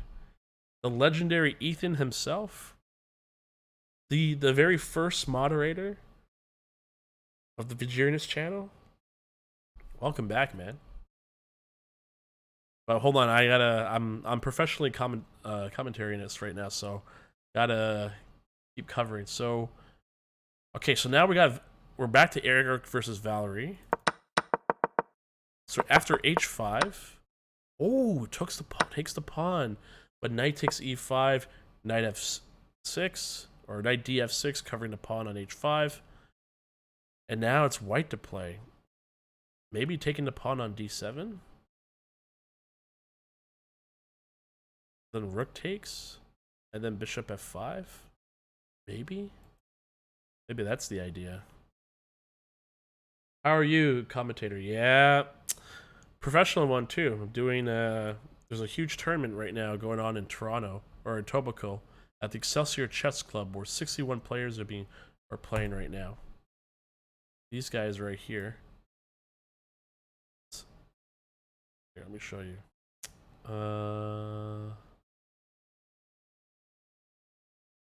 Yeah, so it's 61. Wait, it's not showing everybody. Why is it not showing everyone? It's only showing like the top. Okay, anyways, you get what I'm saying. So we're doing commentary for them. And it's getting a little bit more interesting. Well, a lot more interesting now. Oh, wow. Okay, so king is now marching the pawn up. But there's a... Black can still push pawns. Yeah, this look... Hey, let's see what happens. You never know. Maybe white has a chance of outplaying black here. Okay, after queen c6, bishop c7 was played. Okay, what's the best move here? Well, I love bishop. I think bishop d4 is really good. Because then you can play... Or hold on, let's see. After bishop d4, where does the knight go? Knight can go here. Knight goes here. Knight goes here. Wow, there's a lot of options. Oh no, you can't do that because there's no protection. Yeah, this bishop's too strong on c5. So positionally, black's like miles ahead. But the question is, can they lead to winning chances? That is the question. And then we have Women's Cadet Master Ashley increasing her time slightly. And again, just trying to make moves. Wow, this is like, I don't know. This is really tough for white to stop. Like, white has to be perfect. And even then, black has really good central pawns. I think the king moving here might be better. Because the king here is kind of stuck. At least from an endgame perspective, that's what I'm thinking. Grandmaster Sean's playing bishop a6, very natural. Controlling all these these squares. Makes a lot of sense. What other game we got going on? Oh, so again, Sergey with like 4 back-to-back engine moves. Played queen c2. Again, really playing precise chess here against Matthew. Has a slight advantage, but nothing too game-changing yet. The tournament's broken down into 3 sections. That's why you don't catch the rest of them. Well, it's if they all had boards, I could watch all of them at once, but I'd be going on overload right now. Which is still fine. I like the challenge. Okay, so back to the feature game. Grandmaster Razvan has played bishop h3, harassing the rook. Perhaps the rook is probably going to go to d8 or b8. Or maybe even rook a8. Then maybe follow up with bishop b5. Okay, so I'm just speeding up because everyone's making all the moves right away. So g3, rook f6, rook f1. So it looks like they're probably planning some sort of f push, maybe, or maybe it's just to protect the f pawn. That's more likely. Yeah. And now h5 is coming. So again, this is kind of easier. This feels easier to play for as black. You kind of have one goal. But if black doesn't break through, maybe there's like some sort of like pass pawn situation. This is gonna get quite. It's getting quite something. This is gonna get very tense very soon. And back here, all the pawns are out. Every pawn is being pushed. And who's it? It's white to move. Black has all the pressure. And this is already considered losing for white, according to the engine. But even I'm like, how do you stop this? Like here, and if they go up, then you just push. And then you go here, and then you can like trade this off. If they go a3, you go a5, and this wins on the spot. On the spot.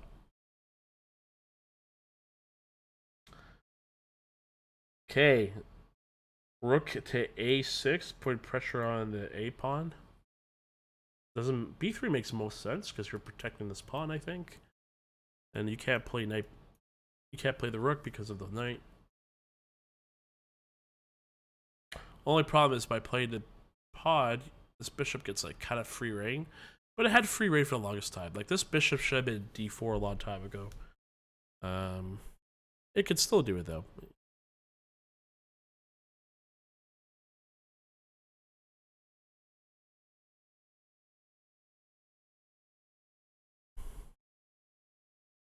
Okay.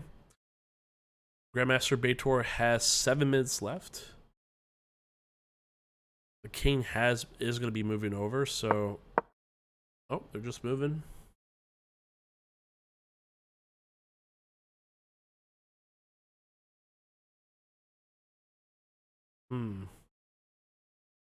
Definitely possible. If we go back here to Women's Caddy Master like Shanna and Tony, this game is still going on, but this is still pretty much a dead draw. I wonder if they're going to keep going. I guess there's no reason not to, but it's going to take a miracle to break through here.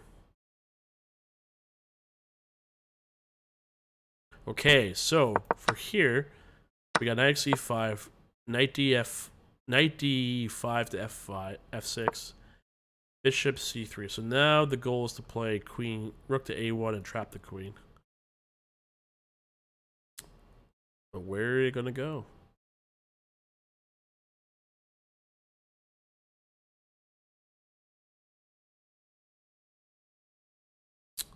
Where are they going to go?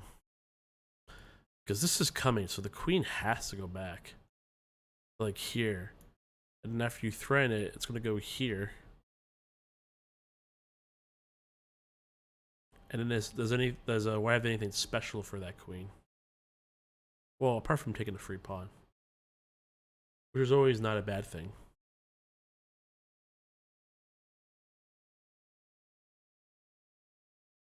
Not a bad thing.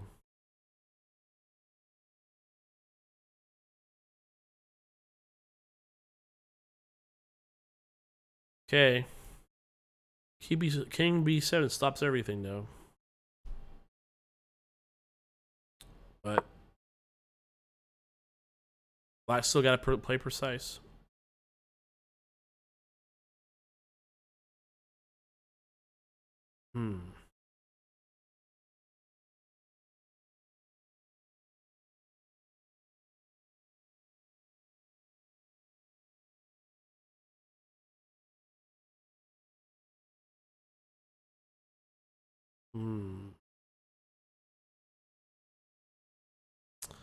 Oh, we got some progression here. Chiffon has played a2 to a4. Ooh, what does black play here? What's the best way to deal with this? I think... Oh no. I think b5 is not the best for black. I think black needed to push like one of these pawns. Like, there's no reason not to. You have overwhelming pawns. And then you can zoom your rook here anytime. What you want to do is stop these pawns from moving, because the further they're committed, you kind of have to react to them more. And then these pawns might be hanging in the process. Oof. Scary. Ethan, how have you been, man?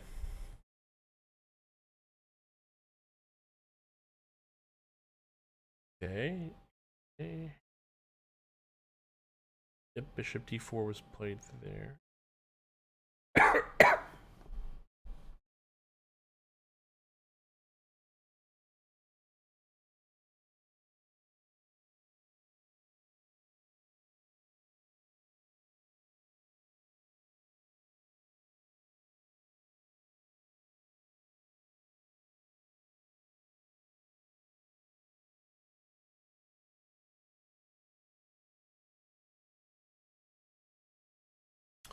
Okay, rook to c5 has been played.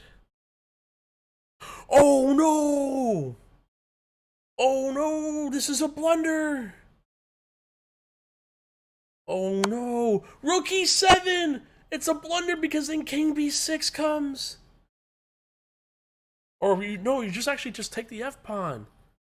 Oh no! Oh no!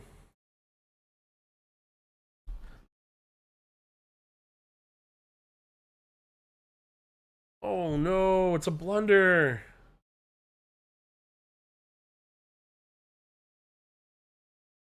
Because king goes here, you just take the pawn, and now this pawn is protected the entire time. Oh my god. Oh no. The best move here is just to take the pawn. Rook e7, king c8, rook f7, g5. Oh, this is getting complicated. So I wouldn't like, you would have to like know you have to basically check nonstop the back row here to prevent that pawn from passing. That I understand about endgames. Oops, sorry. Let's go back to. But yeah, according to the engine, this is lost completely.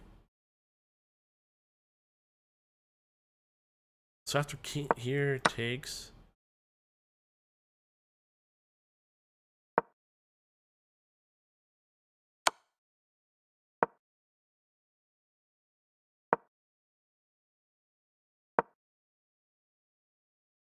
Oh, this is interesting. Yeah, it doesn't tell me how the game ends though. Who knows? Maybe there's a way for black to come back and defend this, but oh man, just out of nowhere, that just looked very that just looked like the engine just went boom like out of nowhere. Out of nowhere.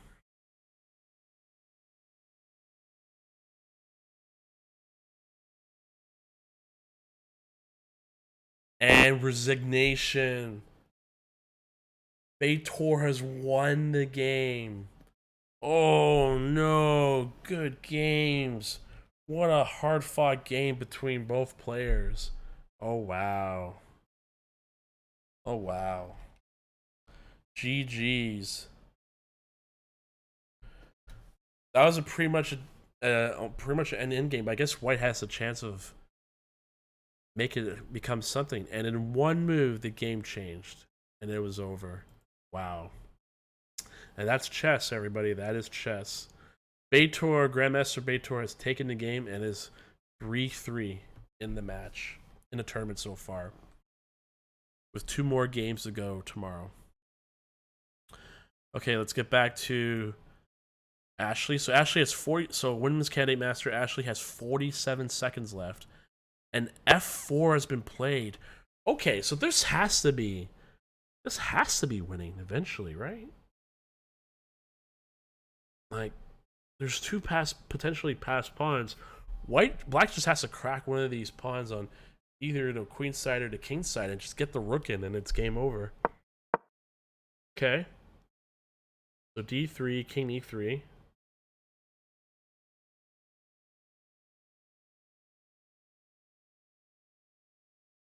Yeah, it's only a matter of time before black breaks in. Because I'm seeing this. You know, you gotta push here, maybe go here.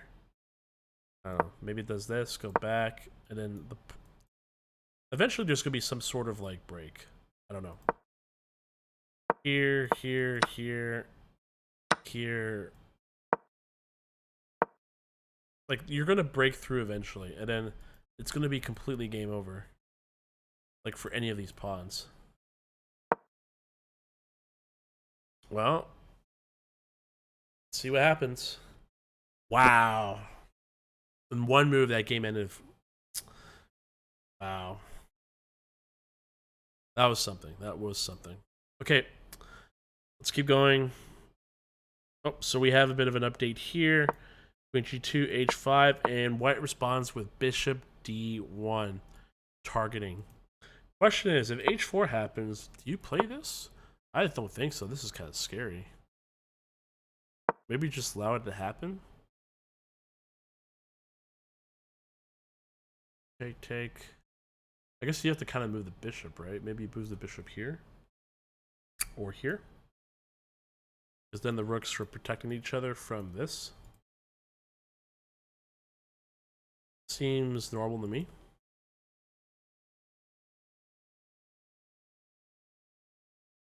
Okay, let's go back here.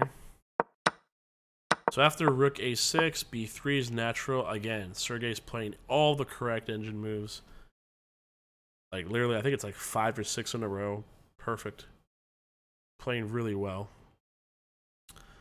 Black's still in there. Again, anything can happen. Anything can happen in chess, but definitely white is better right now.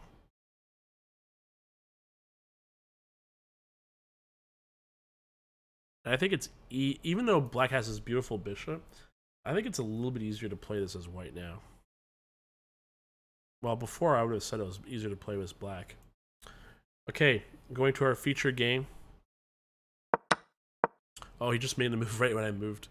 H3, rook moves, queen b4, rook to b8, and then rook c3. Okay, so there's two choices. We can have the rook go here, or we can have the rook on a3 and put some pressure on the bishop and just seize control or temporary control of the open file.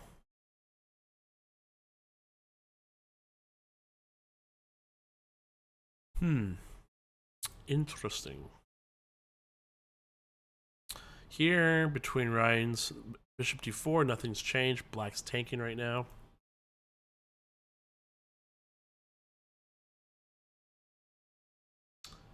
We got some possible trades going on here, but again, nothing has changed. Game is still completely equal. I don't suspect anything's going to change, but you never know.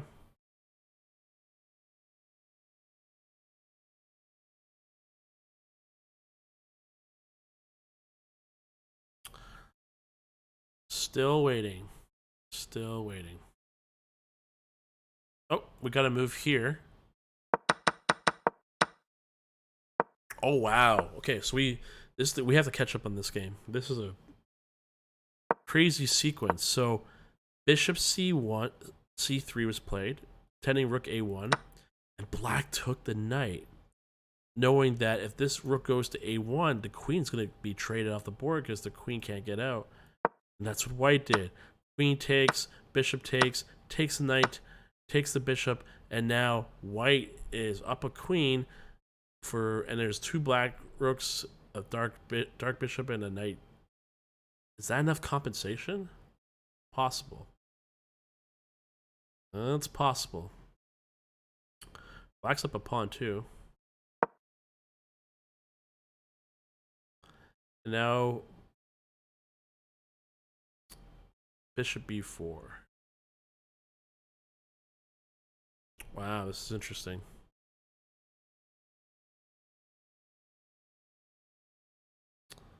That is interesting. Okay, let's get back here.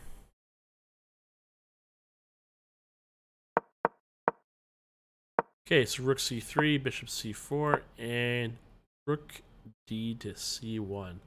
Again, lowering up the rooks, concentrating on a piece that probably not going to stay there much longer if you see a knight b4, or sorry, b2, but then if black plays b5, then there's really going to be no chance of cracking it without black having some sort of presence on the queen side. We'll see, though. Anything can happen.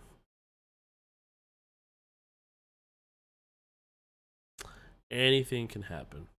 Okay, so if we're going back here, 57, she still has 57 seconds left. Okay, so the advantage is not as concrete as it was earlier. Ooh, h4 is kind of scary. Oh, yeah, this is going to be tough.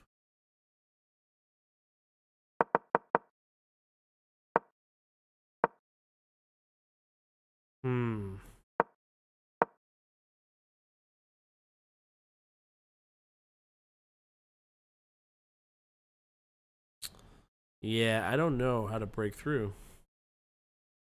If white plays h4...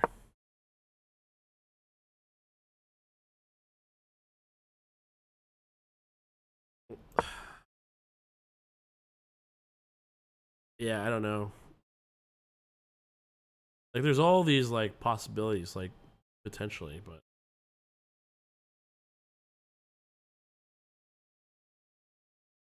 and you have to make sure that if this pawn ever gets freed, yeah, like black still has to play this precise, but so little time, and then all the pressure they're going through already. Okay, so we have a development here. Queen c2, rook a6, b3, bishop f5, very natural, a4, and pawn to h5. So I think we gotta move this rook from here. Maybe we can move this here. This knight's... Yeah, I gotta move the queen, get this knight out of the way. But first, you gotta move the rook out of the way so you can get out of this nice lawn like pin. And then worry about everything else later. But this bishop on f5, super strong. Super strong.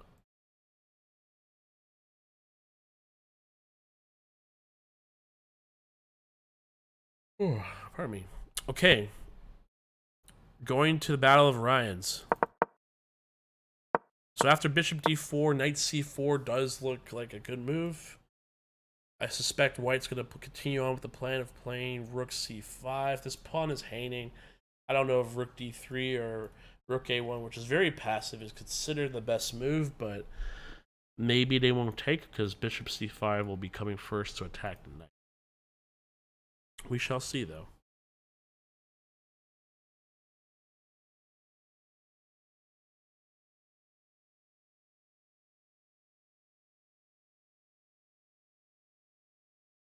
Hmm.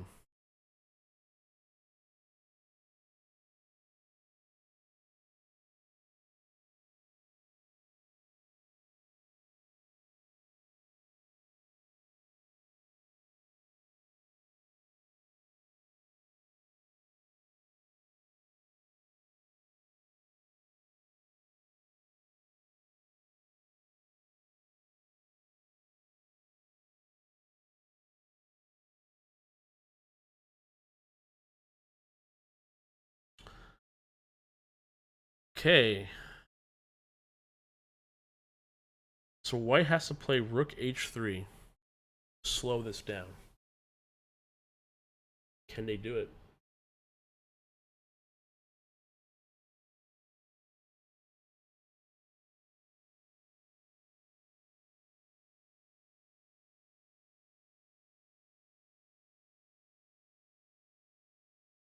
.43 seconds left to 54 from their 55 from their opponent. That's a large time gap. Okay, there we go. Feature game. Bishop f1 has been played, targeting that light bishop. I don't think that light bishop's going to be staying in this world anymore. Ooh, b5 has been played. Is this where knight c5 happens? Is there a better move? Yep. Without even hesitation, Ratsven plays knight c5.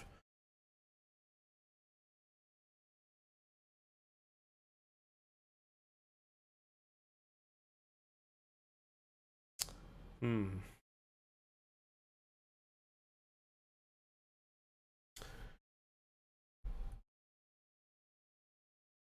So a lot of possibilities. Knight d7 to try and dislodge this knight. Maybe knight bishop f1 to get rid of the bishop. The plan is not so clear for me for black on what's the next move, but knight a6 is definitely a threat.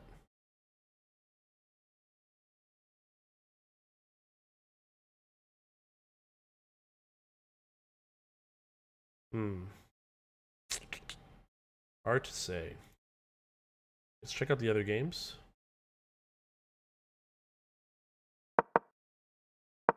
Okay, after bishop c5, rook d8, directly challenging the white rook on d1.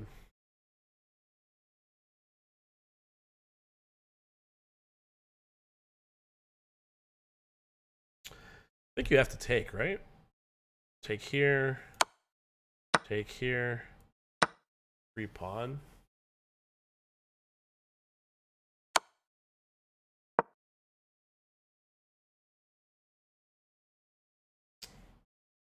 Nah. This looks very good for white. I don't know about this. Like, oh, so it's already been traded. Yeah, so like, queen a6 looks very strong. There's no way to really break through when, as long as this bishop on f5 or c5 is protecting the f2 pawn. Black has no real counterplay, I feel like, on the king side. And the pawn drops in a6. Oh boy.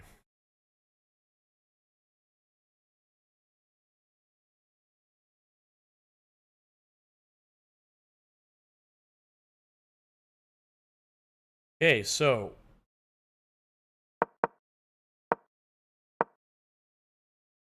queen d7. Focusing on the pawn on h3.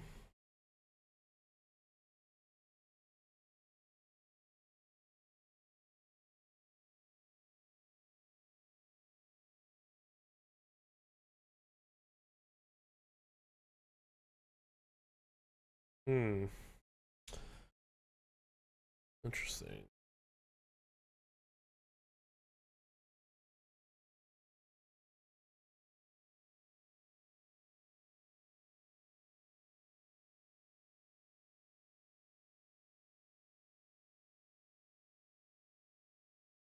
Um, not sure what to do here. If I was white. Like, those bishops are so strong. Maybe it's worth getting rid of one of them.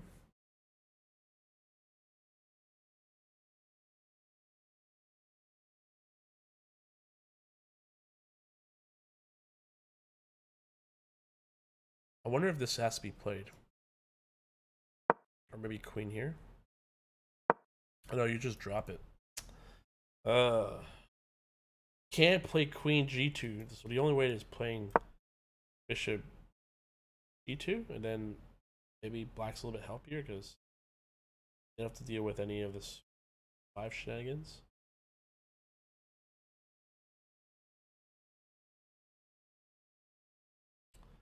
Yeah, it's possible. Very possible. Okay, so queen a6 is played here. Okay, so we'll move on to here. Bishop e2 makes sense. Get reinforce this rook, and then queen f7 again. Just committing to the battering ram. That's gonna hit f2 eventually. Um,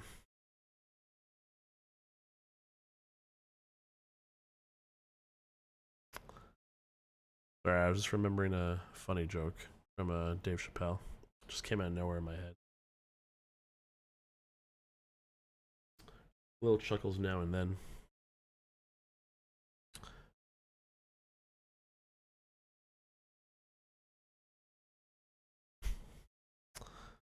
Okay, rook h1. Solid idea. Again, you gotta find a way how to pressure. Yeah, so put pressure. Keep the pawns moving, even if you don't have so much backup. They'll be in a better spot. I feel like at least a little bit more comfortable with you getting these pawns up.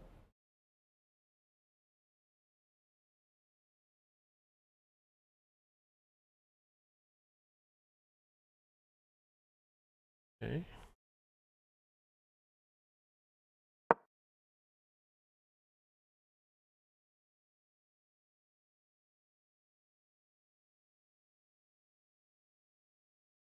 Okay. Oh, suggestion is black g5. So it already allows h5. Okay.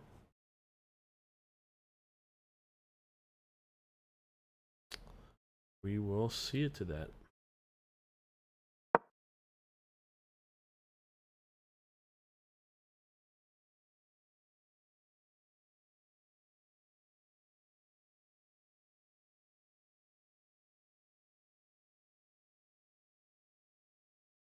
Okay, going back here. Goal is So according to Engine, Black just has to play h4 and the game is over. They'll be able to break in. But I don't know, does that look that easy? I don't know if it's that easy to break in. Just 43 seconds left. Oh my god.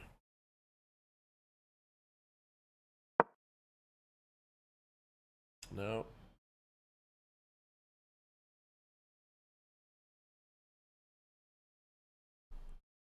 Pardon me. A5.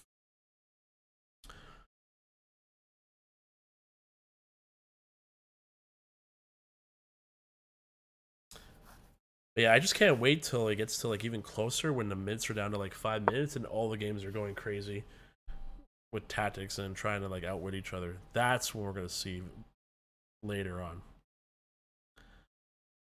Okay, so Queen B2 is played by Ratsman. Ooh, Sean is down to 5 minutes. That's a significant gap in time.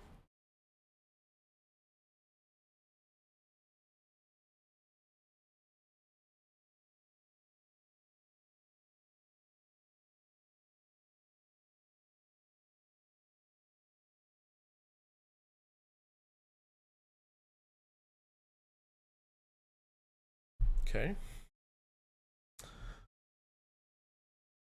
If there's a way to try, maybe Black can play Queen H5 and just try and take control of these light squares.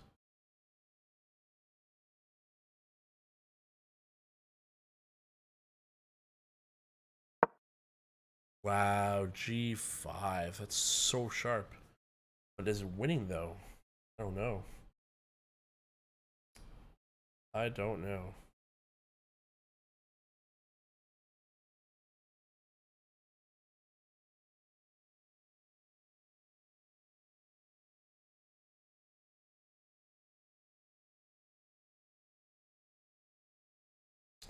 Okay, so we have a check here.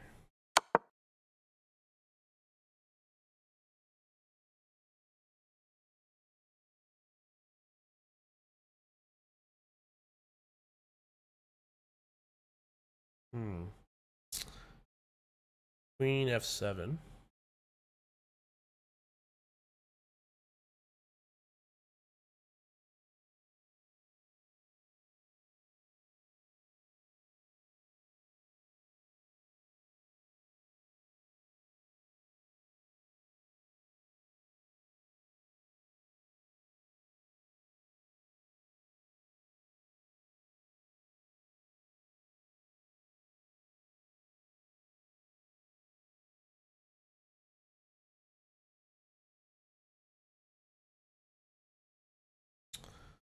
Hard to say. Engine suggests King H1? I have no idea.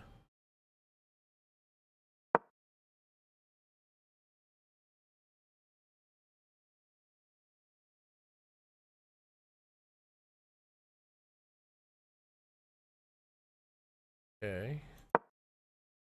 Hmm.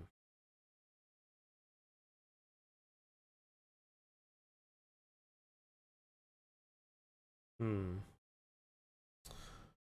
Oh. Yeah, Bishop H3.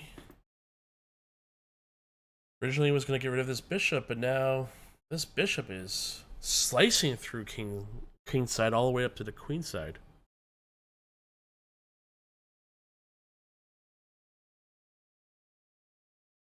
Very tense game.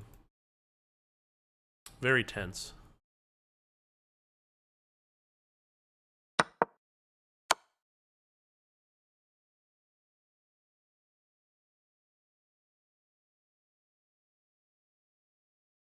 Hmm. Yeah, I don't understand what King H. There's no way I understand King H3 right now.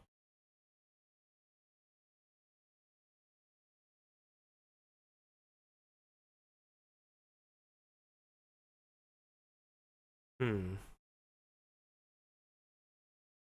Oh, so we got to move here from the double Ryans. Okay, so this makes sense. So if you guys central nice bishop on c5, I'm going to put a nice central bishop on e5, even though it can be tickled by the f4 pawn at any time. probably not recommended from white because you're just gonna be able to take it and then just cause more problems. Or maybe try and make it go down to make it to an end game that's drawish. In this case, white still has a significant advantage.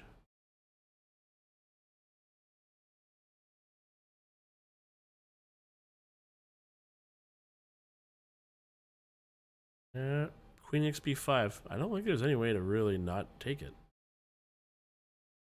And after taking A3 with the knight, you could probably play Queen A5, Queen A6. Yeah, that makes sense. Let's see if the first Ryan can figure it out.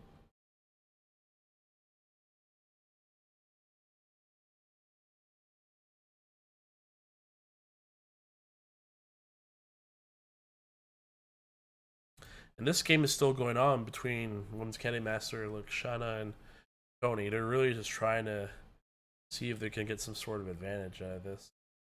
Hey, I guess anything can happen, but that's almost a draw game.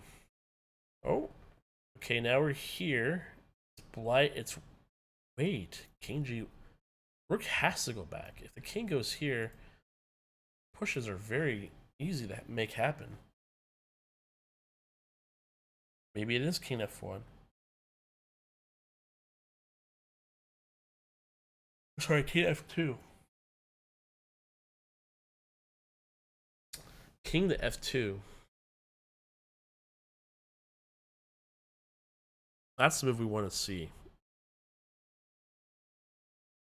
Okay. G6, nice.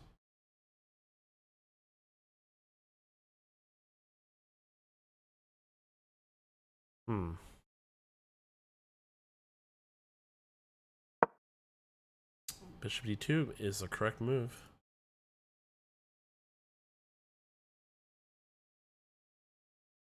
Yep. Bishop D6 is the most natural move according to this. Then maybe C2, then E4. I don't know. Oh, okay, so we had some... Okay, so Rook D8, Rook takes, Queen A6. We saw that. Bishop E5, Queen takes B5, Knight takes A3, and now Queen A5. And now we're threatening for some isolated passed pawns, which most likely will be taken by the Knight or the Bishop. I don't think there's any actual way to get there safely without both of them attacking a pawn in some way, shape, or form. But if white gets a piece out of it, which they will win this game. 2 pieces against 1 in this world, they're getting it. There's no doubt.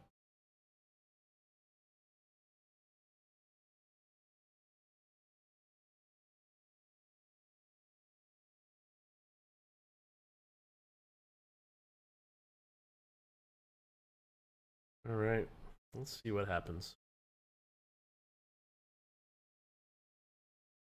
Oh, sorry, I misclicked again. Oh, okay, so Bishop E2, Queen F7, Queen E3. Hey, Chessbaiter, thanks for following.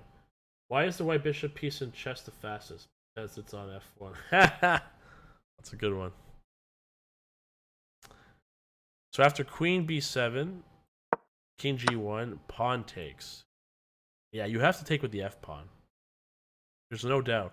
If you take with the F pawn, everything holds for white. I guess you just can't play this, right? Yeah, it looks too scary because of what's going to have to happen.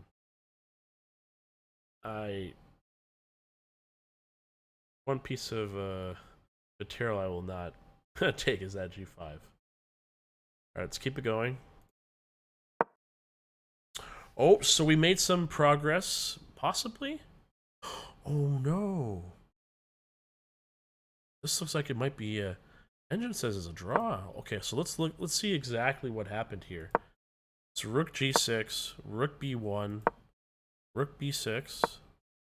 H3, rook back to G6, pawn take, pawn push, takes, here, and then going back. Okay, but now you're only up one passer. I don't. Wow, this might be holdable for white. The best move here is rook e1 to rook e5. God, that sucks. Well, you know what? He actually didn't have as much time to try and calculate all this. And it's still not over. White still, Jafan still has to play the right moves. Oh, it's tense, though. This is, like, you have to commend Ashley. She's been playing for the last pretty much an hour and a half on, like, 1 to 2 minutes. And she has a game where she's potentially winning, or she was winning, and could still win, but endgames are just hard. Hard in general. Oh no! That's a blunder! That's a blunder! No, you're not supposed to play a5 because you can't push because the king goes to c6. You use this pawn as a decoy, so that way the rook has to stay back to defend. And then black just played king e4. But you can't... Oh, no. Oh, God, this is crazy. 1 second it was a draw, the next second it was a completely different story in an endgame. Chess is hard, folks. Chess is hard.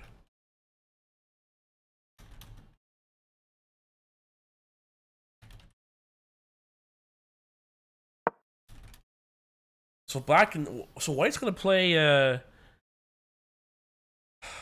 b5, but now you just take it though.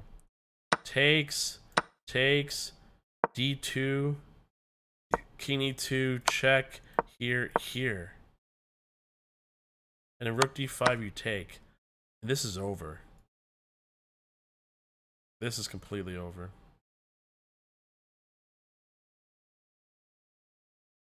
I don't know, a6, rook g1, king e2, rook e1, king f3. Yeah. Yeah, that's how you win it. Oh no. Oh no. Well, let's see if Ashley finds it though. Danny Quinn's kids are ridiculous. Yeah, good kids. Okay, let's. Are we missing anything else going on crazy here? Okay, this is where it gets a little bit complicated. Track every game. Okay, so we got here. Okay, so we knew all these are getting traded off. Yep. Bishop c6. Yeah, white's up ahead. This pawn is marching. I don't know. I don't think anything's stopping that pawn. Let's go back here. So rook b5 has been played. And now rook g2, and it's game over. Rook g2 is the winning move. Because the checks will end because of this pawn on c4. That's why this game is over. Yes. King d3. King d3. Damn. Yeah. King d. Eric is a decent player too. Oh yeah, of course. Everyone here is decent. But this is game over. Oh man. Ashley pulls out the win. In a position where she was definitely worse in the beginning and was just able to like just crawl herself back to equality. And then suddenly with gets a good end game, falters it a little bit, but then she kept it herself in there. And I even labeled it as my possible comeback. Yep, ended now. Rook g1, rook e1, and then queen d1.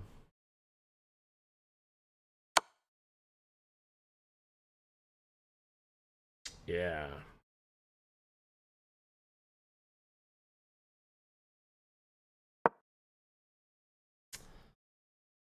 Wow. What a game. What a game. What a game. She's the top player at the Aurora Chess Club right now. No doubt about it. She deserves all that smoke and more. What a game. Wow. Who's played for 50 minutes in the last part of this game in 50 minutes with a 1 minute to 2 minute second increment, or 1 minute 2 minute increment. Wow. We should be seeing resignation coming very soon. There's no doubt.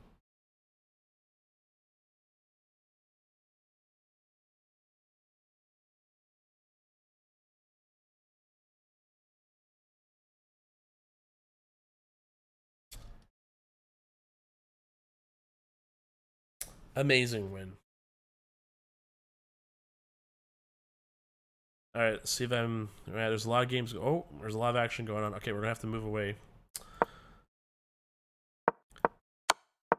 Okay, G3 takes, Rook takes. Okay, so White's got to take with the Rook, right? You have no choice. I don't think you can take with the Bishop. I think that's gonna work. Is it over yet? Nope, still going.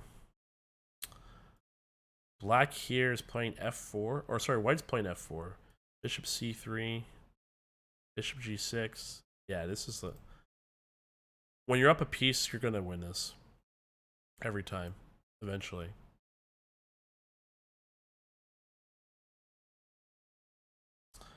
Oh, okay. So we gotta go back a little bit. Okay, so queen takes, bishop takes, knight takes, queen takes, bishop b4, g3, rook d5, king g2, g6, bishop b2, a5, f3, rook to g5,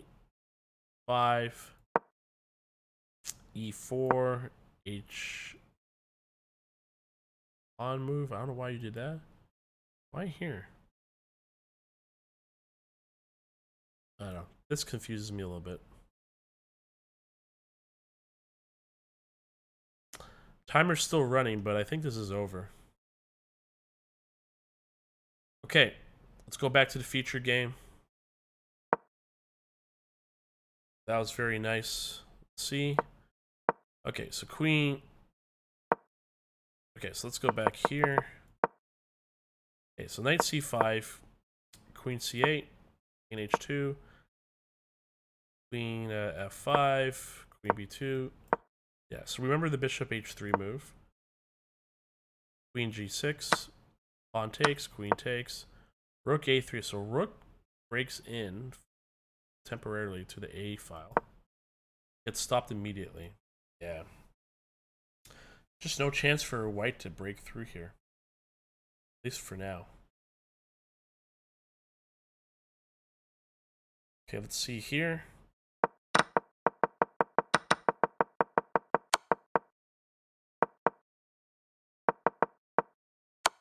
Okay, so bishop d5, king g7, rook e1, rook f to e1, queen push to pawn, rook e8, queen d2, rook to b6, takes, rook e1, knight to d8.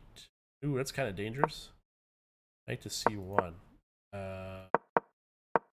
Rook to b8, bishop e6, a5, takes, rook 6, rook b6.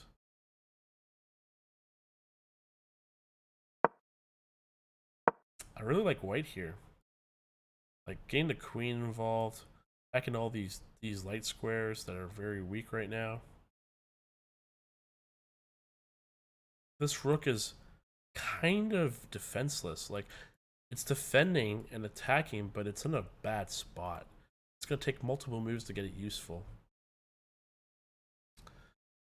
So I'm sensing trouble for black here, for sure.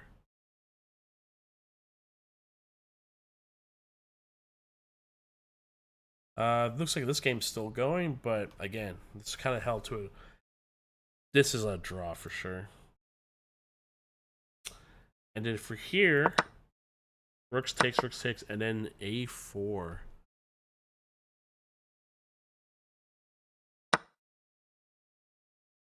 Yeah, you don't want that queen infiltrating. That is too scary. Just under promoted to a knight for a W. Feels good. Feels good, man. Oh, we just got a move here between Valerie and Eric. Valerie just played Bishop E1. That's a nice threat. But according to the engine, they don't care about that. They just want to play D5. Oh wow, Brenda knight on. Yeah, they don't care because if rook takes, you're going here, and then now you're at 2 pieces under attack. That's what. Wow, that is quite something. And then if you go D5 and then bishop takes, you just take here, and then if the bishop takes, then you take with the rook, and you're basically winning the game after. Yeah. Games are getting closer and closer to ending.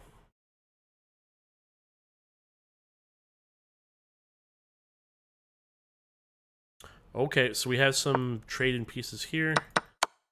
Rooks takes. All the rooks are off. All the rooks are off on the board. This is looking quite equal now. Bishop's unstoppable. This bishop's going to be unstoppable soon. Could be anyone's game. This one's anyone's game. And then this. Okay, so this is like a draw.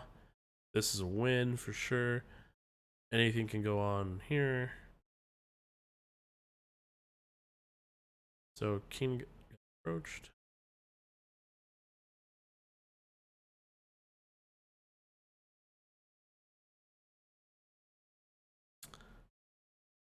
Queen E1. That's the move.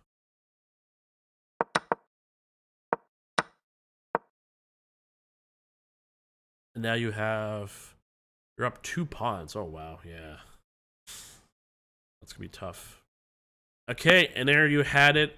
Officially game over. Ashley made an amazing comeback. An amazing comeback.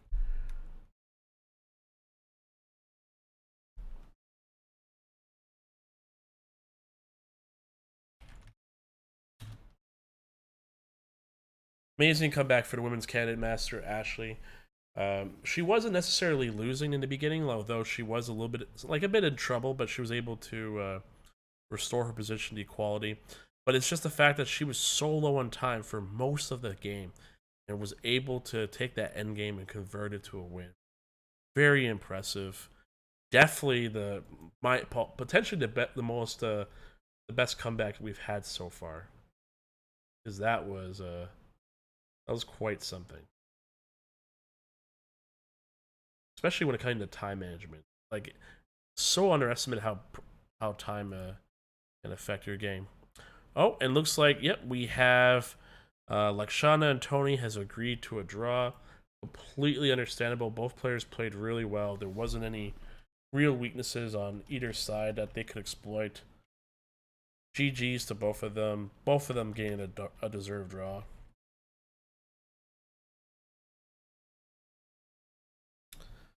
Very well played, both of you. Okay. Ooh, so queen goes to E3, attacking both pieces. Oh, wow. This might be a blunder. This might be a huge blunder. Because the evaluation is now draw. So black takes. King goes to H1. Oh, G5? Okay, that's like an insane move. I don't think anyone would spot that right away. G5?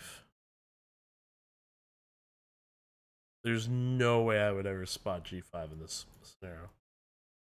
I would even be thinking this. This is kind of a crazy move. I don't know. That's a crazy move. Okay, we'll see what happens. Okay, going back to the featured game. A4 was played. Queen F6 was played. King goes back to G1. Pawn takes. Queen infiltrates the B7. Queen to D8. And now black has options. Sorry, white has options. I don't know. Bishop here to try and run some mates is a interesting idea. Taking the pawn is an interesting idea. Moving a knight here, probably not a good idea. You want to keep your knight's really good on c5 right now. Even here is not a bad idea. Taking the pawn.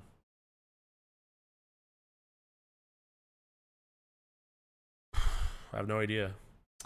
A lot of good options. A lot of good options.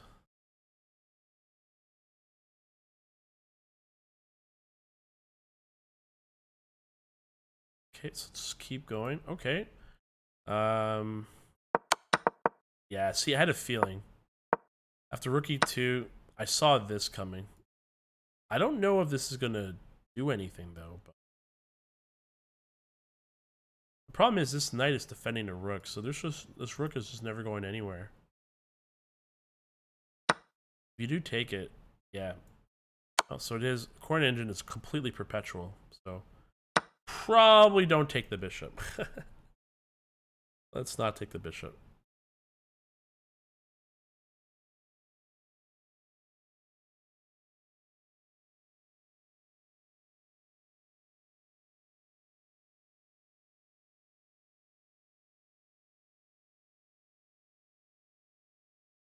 Okay, back to the feature game.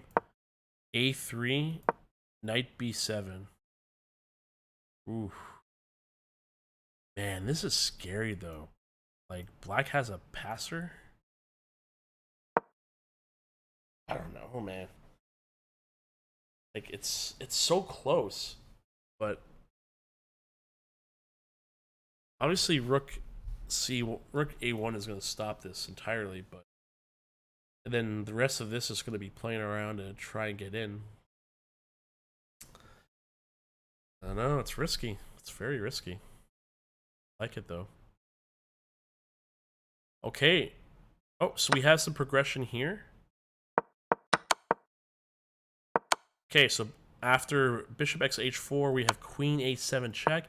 King goes back, and now, oh no, this is scary. Yeah, this is great because you're threatening here.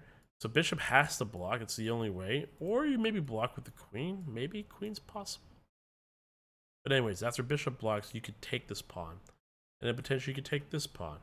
And then do checks again. And then this rook is just slicing through.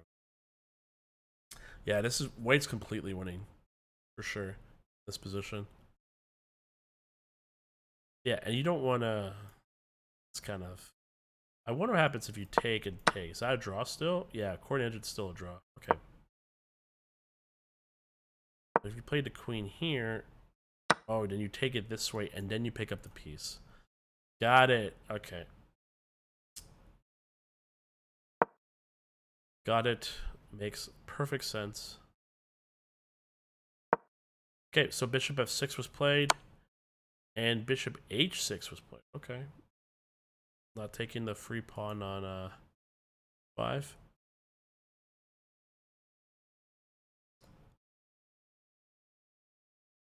Okay. Let's keep going. Oh, moves are being made. Okay, what's the best move here?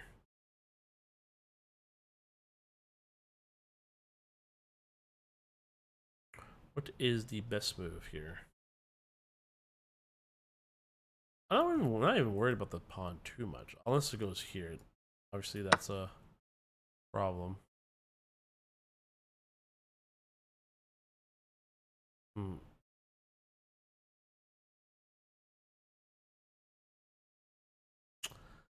Yeah. Maybe rook d7. I mean, queen d7 is the only way to block all this, and then you can try and retreat the rook back. Okay, so 2 bishops versus a knight, 2 pawns. Black knight is here to sacrifice 1 pawn, so white's just got to protect one of the pawns. But to be honest, the game is still truly over because you can checkmate with 2 bishops. I think it takes like 26 something moves to do it, or something like that, but it is possible. But the question is, are we going to be seeing potentially a double bishop checkmate? I have never seen one live over the board. That would be Great. That'd be crazy. Oh, looks like we're over here. So white was had the advantage for the longest time, but queen e3 was the blunder. Queen e3 set back white quite a bit. Because after rook x g3, king to h1. Wow, they found g5. Wow, g5 was found by Eric. What a move. What a move. Threatening the rook. And then after rook h6, rook x e4. Wow.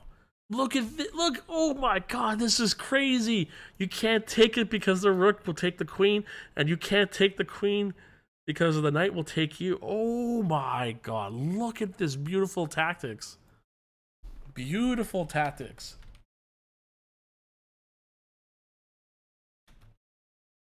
Wow.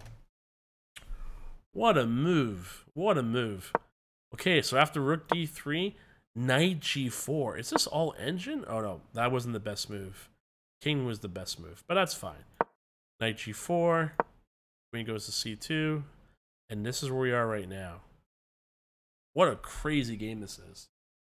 This is so tactical, and white has only 34 seconds. Oh my god. This is crazy. This is a crazy game.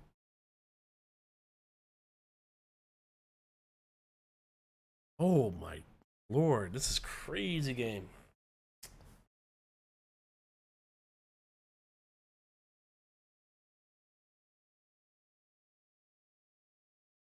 Like, just looking back at this sequence. You go to bishop here, you move the queen, and then you just recognize this, and then g5. Just cutting off access to any type of checkmates. And gain the tempo threatening the rook. And then this is so nice. That's easier to see, but g5 is like, that's a crazy move. And then if it was king g7, yeah, black would be up 3, like basically like 2 material. It's all good though. Oh wow, this is actually mate. Yeah. There's a lot of main threats, or a decent amount of main threats.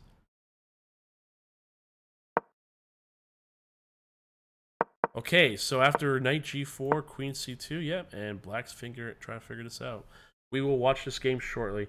Oh, we are seeing it. The double bishop checkmate. No way. Are we gonna see this live? Oh my god. We can't leave the screen. We have to see this. So white has 50 moves to deliver double bishop checkmate. I have never seen this done live before in a tournament. And so far, yeah, so the key is like you have to get the king to like one corner and then drag him to the other corner, and then that's where you deliver the checkmate. Oh wow. Oh wow. Are we gonna see this? Is white gonna pull off the double bishops? I think I have to keep it on the screen. I don't think I've ever seen someone do a live double bishop checkmate in a tournament CFC FIDE game at this level. Now, Ryan definitely, like, both players should be capable of doing this for sure, but I need to see this. Or maybe I not to see it. There's too many other games going on. We gotta look at everything. Yeah, I wish I could. Okay, so black's moving here. Okay, so it looks like the dust has settled a little bit.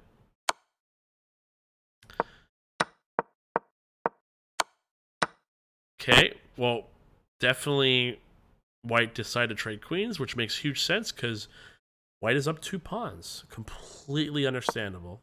And now moving the king up, this is going to be, yeah, white still has to play very accurate, but this is going to be completely winning. In the meantime, in our feature game, knight c5. Ooh, rook b8's very powerful. Because now a2 and rook b1 is coming. Oh, darn. And Grandmaster Sean is low on time. Uh-oh. Well, Grandmaster Sean is low on time, but did find the best move, rook b8. Yeah, this pawn march is going to be completely... Oh boy, this is scary for Razvan. Okay, are the bishop... Are they playing it out? Or are they going to... See, if I was right, I'd make him play it out. See if he can do it perfectly. Or not, I don't know, it depends. Okay, there's been a move. There's been a move, rook f3. Okay, what is... Yep, queen e4, knight f2, check. Takes the queen.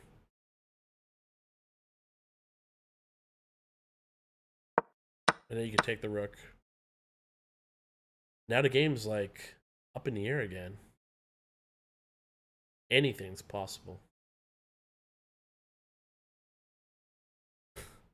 All of that, and it's like pretty much a drawish game still. Oh boy. What a game. What a game. Oh no, the bishops are being played. Okay, let's see this. Is everyone else doing okay? We got here, this looks drawish. We got here.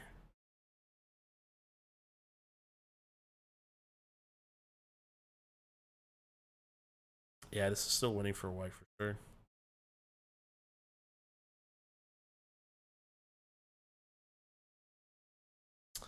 Yeah, Razvan's taking. Gotta try to figure this out.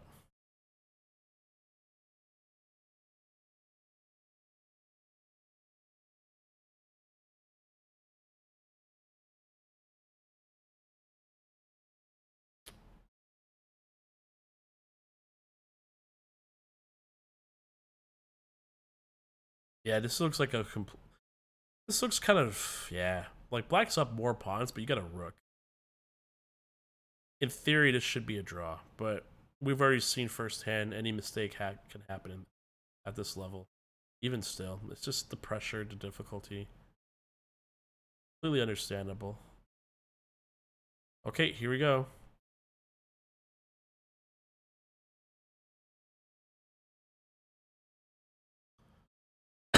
So now, white wants to drag the king this way and then deliver the checkmate. Like having the king here, bishop here, bishop here. So it's gonna take some time. So you gotta like push the king this way and then move them back. So maybe like bishop here or go there. But if you go here and then you go this way, it's gonna be a draw, right? So you have to like kind of finesse them. Like here and here, and then finally move it. But oh, let's see. It's getting there.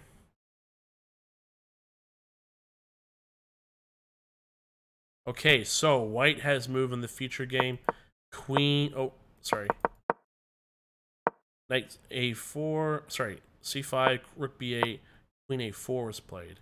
a2, queen d1, and now, what is black's move? This doesn't work anymore.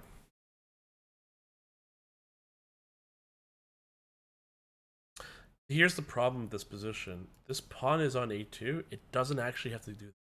It just has to threaten it. Because this bishop and this pawn will just stare at each other forever.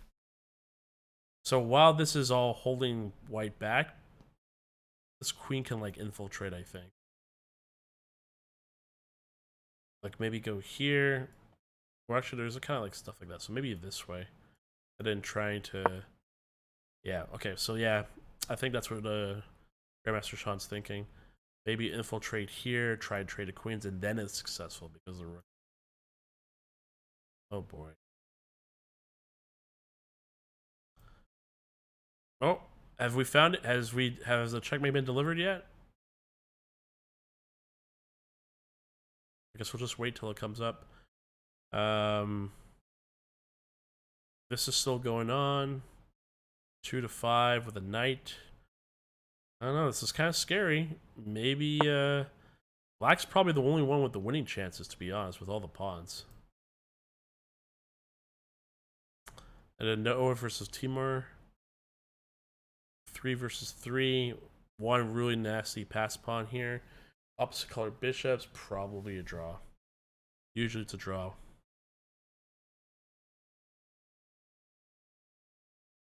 And then here, yeah, white's just pass pawn. Knight's holding everything here. There's no real way of breaking through. Anything can happen, but this is very good for white.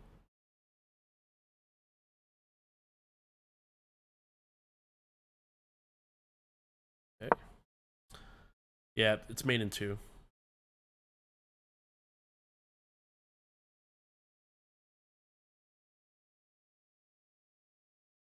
Mate in 2. Double bishop checkmate. With the resignation. Oh my god. I've never seen double checkmate or checkmate with double bishop in a tournament. Officially.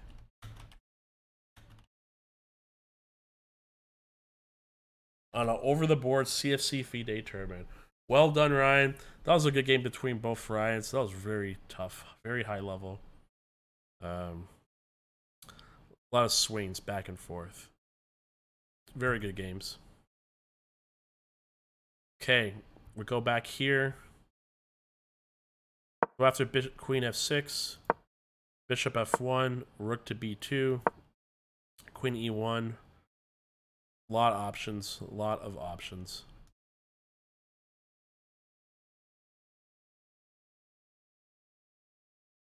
Sean has only 49 seconds, so let's keep watching this.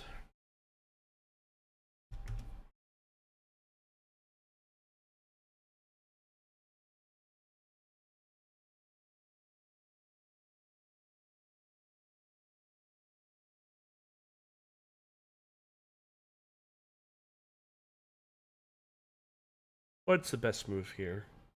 Ooh, Queen F3.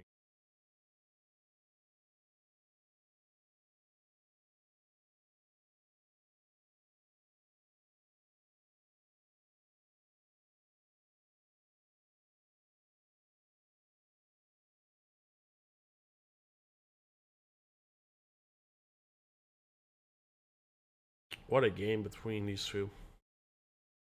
It was so positional in the beginning and the middle game. Just not a single person was giving each other an inch. And then through time trouble, Sean found Rook B8, which caused all the advantage.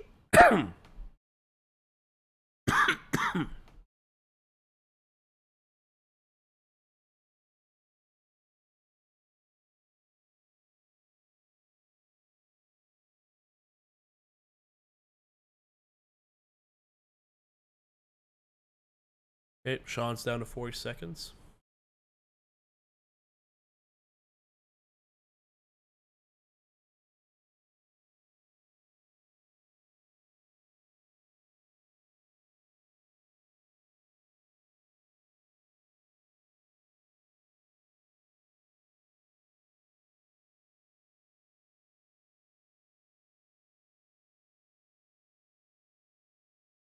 $15. Yep, that's the right move. According to Engine, Bishop XF1. And then I believe it's Rook D2. Looks really good too.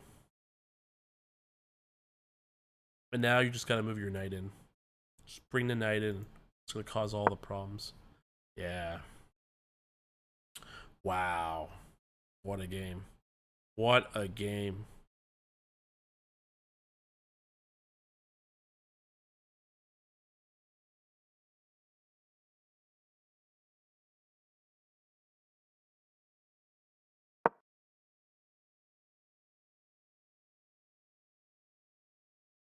If I gave my opponent all that work to get that far with the 2 bishops, I would have been class enough to let them get the mate. I wouldn't have resigned. And it's a different perspective, like in Europe and North America of like giving your opponent checkmate to just ending it on the spot and resigning. Personally, I'm resigning. I'm not giving my opponent the satisfaction of a double bishop checkmate.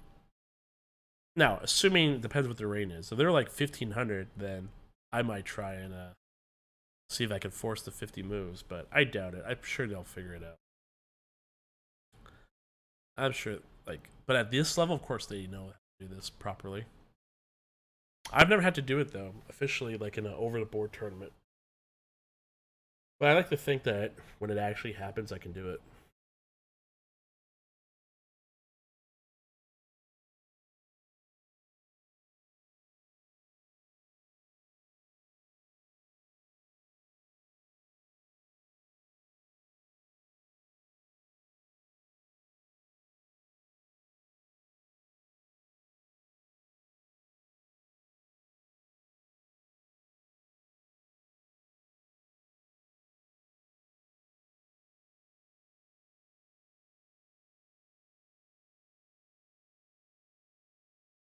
Doesn't CSC have a rule that you show that you know that what you're doing, you go 75?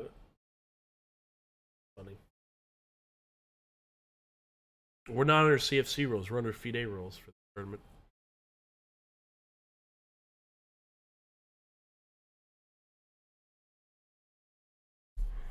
Okay, while Razvan's thinking, let's go back here.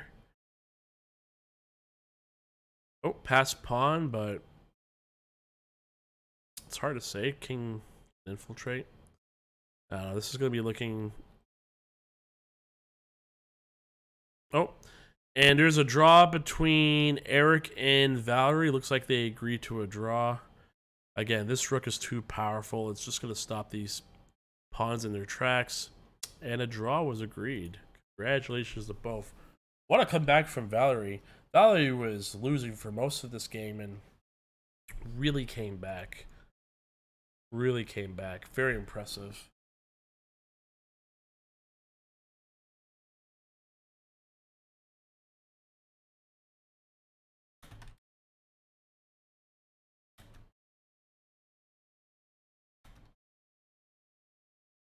Well played. Good comeback.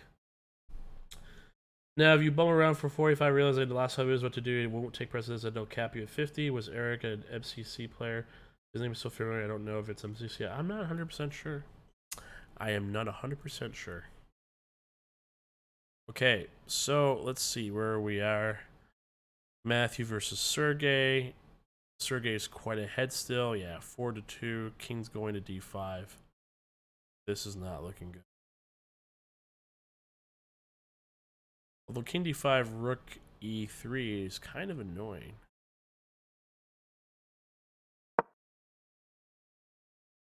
But you could just retreat it. I don't know. It's tough to say. Like, if he goes here. Oh, that's right. Gotta take this first. Hmm.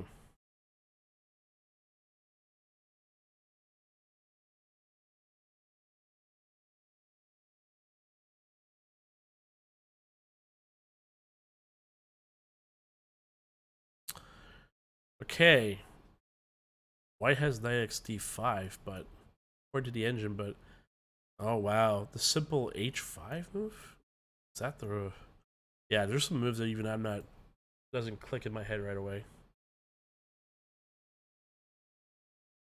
As it shouldn't.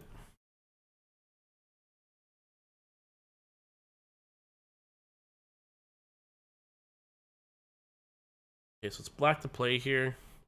This pawn is going to fall. This pawn will fall. It's just a matter of time. White's going to have at least 2 pawns up. This game looks like it's going drawish, but again, mistakes can happen. You know, trying to get any pawn will help out. Black has like mating chances. Well, not mating chances. Black has ideas. Question is white going to allow it to happen?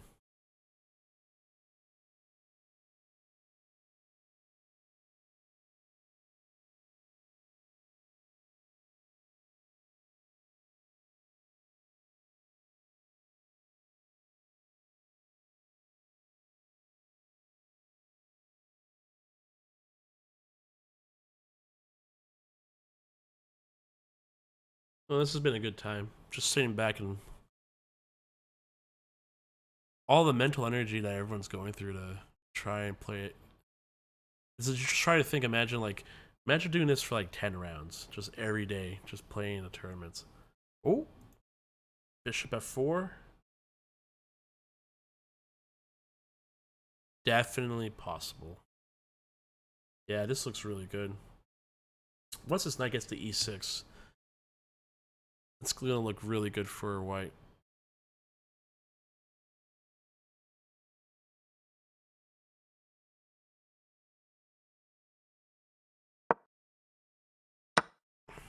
So white did play knight x d5, and now black's would play rook b2.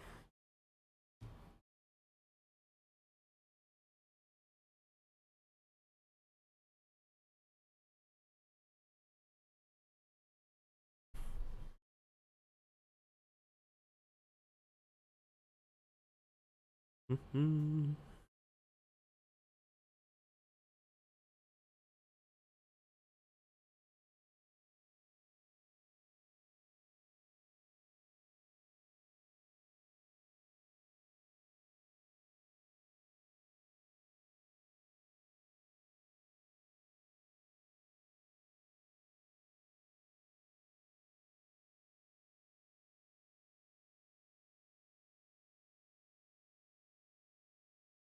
Okay.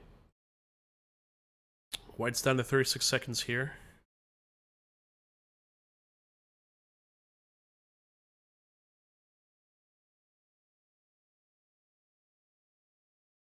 And black has 32 seconds here. Wow, so they were down to 2 seconds before they made their move. Wow. Okay, queen b3 has been played at 10-second mark.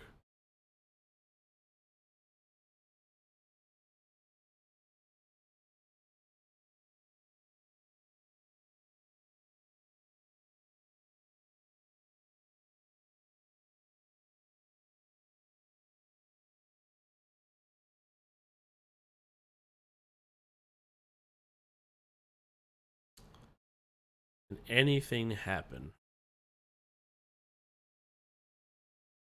I think black could easily make this a draw now.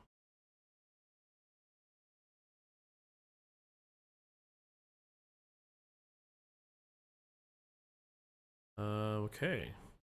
16 seconds. Queen f1 looks very good.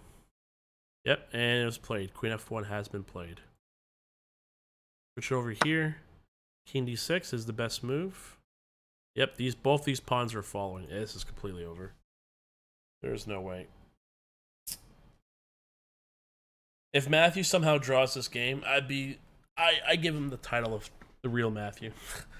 I have to say that. Again, very strong playing from everybody. Ooh, this is so scary. Like moving the king up when there's always these possibilities of these like queen mates and stuff. It won't happen here though, because there's queen f3 that blocks everything. Well, not everything, but blocks like these type of checks.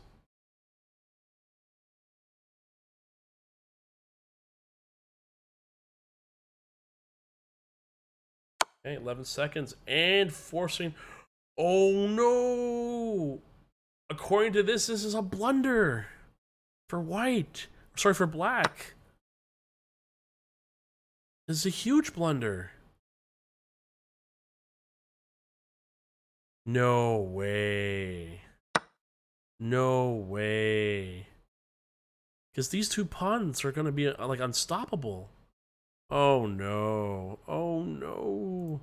Okay, we got to switch back here. Oh, Razvan's like in his last minute.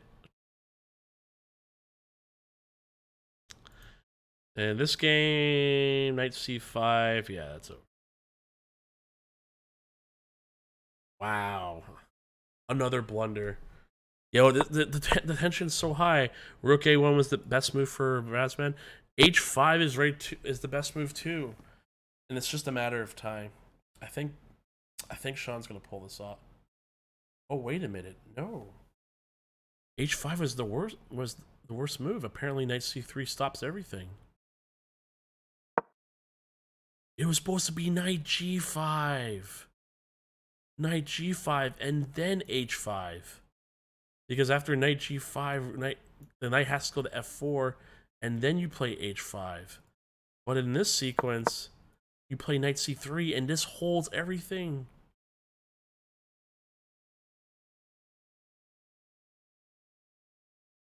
Because knight g5, hold on. Knight g5, rook takes, knight h3, king h2. And you can't take this because the rook's taking. Oh wow, it's a draw. I think it's gonna be a draw. Oh my god. What an amazing game. Okay, going back here.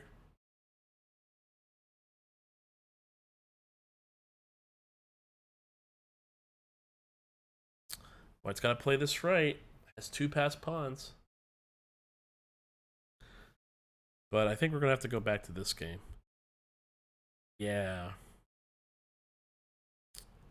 Wow. What a game. What a game. Yeah, you can't stop this now.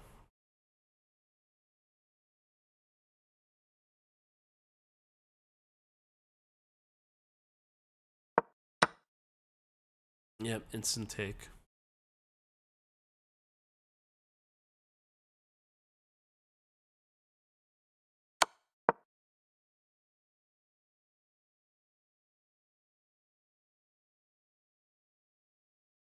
Yeah, well, there's like a slight delay when the signal comes, but wow. Wow. What a game. Like the pressure and like trying to find the right sequence, like everyone goes through this. Gives me PTSD every time. But 2 of Canada's strongest grandmasters are just like someone's one of them pulls ahead, goes down. Pulls ahead, goes down. Yeah, this looks very drawish now. Oh wow. What a game.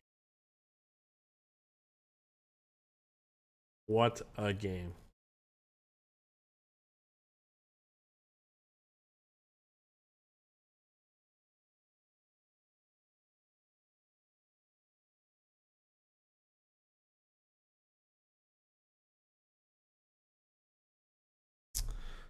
Wow. Okay, let's go back to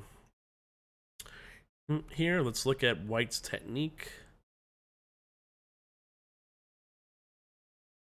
So it's black to move for sure, but after king e5, I feel like these pawns are just rolling. Wow, it's crazy. Crazy, crazy, crazy. And then this game, king c6. Oh, so White's not had a chance to take this pawn yet. That's why this game is still going.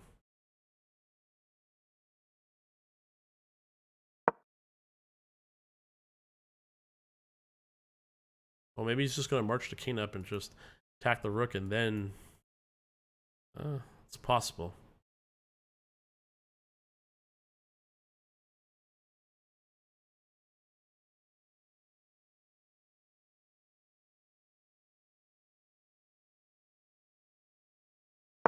Wow. Yeah, queen b1, and then there's going to be all these like checks happening here. Wow. What a game. What a game by these two. Amazing. Oh, and this looks like it's winning. Yeah, because black can't take with a push. Actually, can yeah, because then after king goes here, white takes, and it goes after all these pawns. Ends the game with this pawn. G6 right away. I didn't even have to think. Instant over.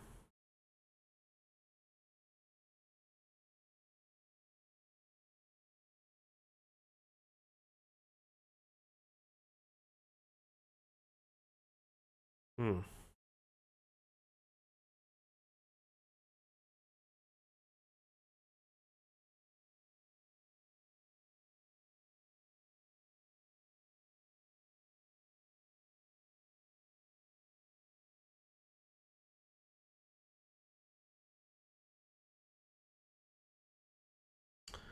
What a game.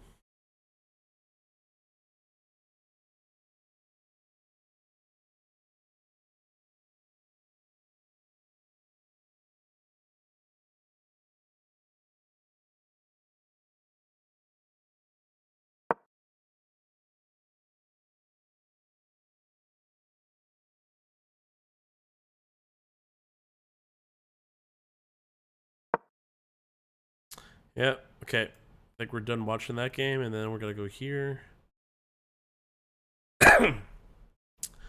King B7 looks like it's gonna be a way to do this, and then you can march this a pawn. Nothing stops it. Black has 7 seconds.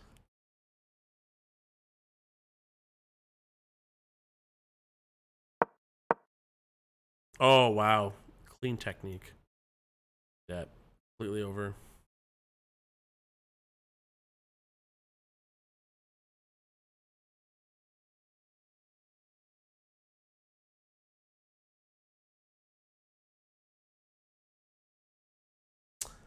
I think it's over. Amazingly well played.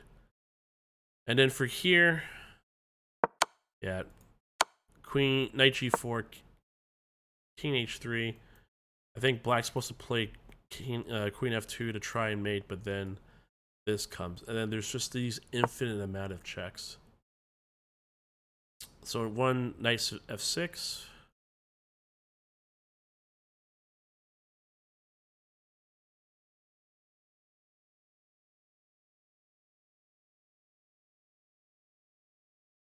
Okay. Good game, FIDE Master Timur and Noah. Well played. That was a draw for the longest time, and then man, what a day today. Just one move situations in the end games, and it's changed all these games. GG's Timur and Noah. One move changes it all, just like how it is supposed to be in chess. It's amazing. Okay, we got Sergey and Matthew playing. Yeah, A6, A7. This is unstoppable. There will be a queen, no doubt about that. Or at least this rook's trading the knight for trading for the pawn, and then the conversion will be very smooth. So Razvan versus Sean, both grandmasters are playing. Razvan's got to calculate this perfectly. Make sure there's no error.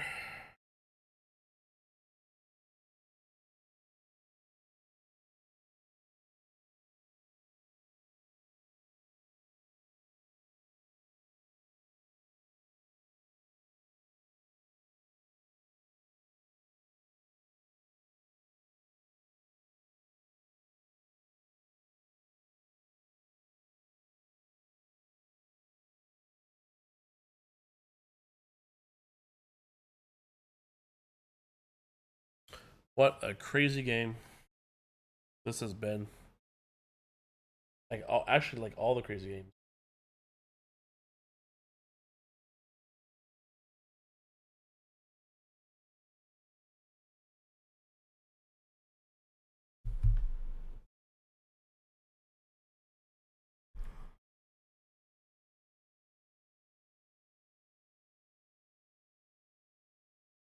The question is, do they want to? Are they either going to try and push on for the win? I have no idea, but one mistake can happen easily still. So, okay, the full exchanges have happened. Looks like decided they're playing this out, but again, this is like completely over in every way.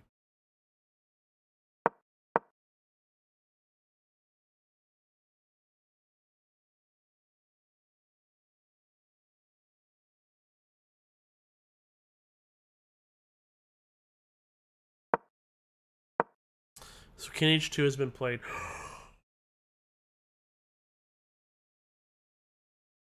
It's a blunder. No way. No way. Oh my god, the evaluation is -8. White was apparently White was supposed to play Queen C3 and it was a complete draw. But going to King H2, no way.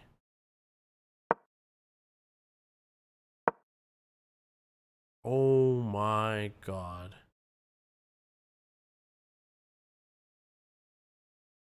So Queen C3 was the only winning move here.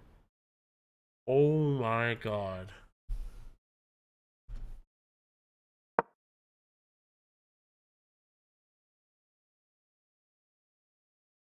Oh no.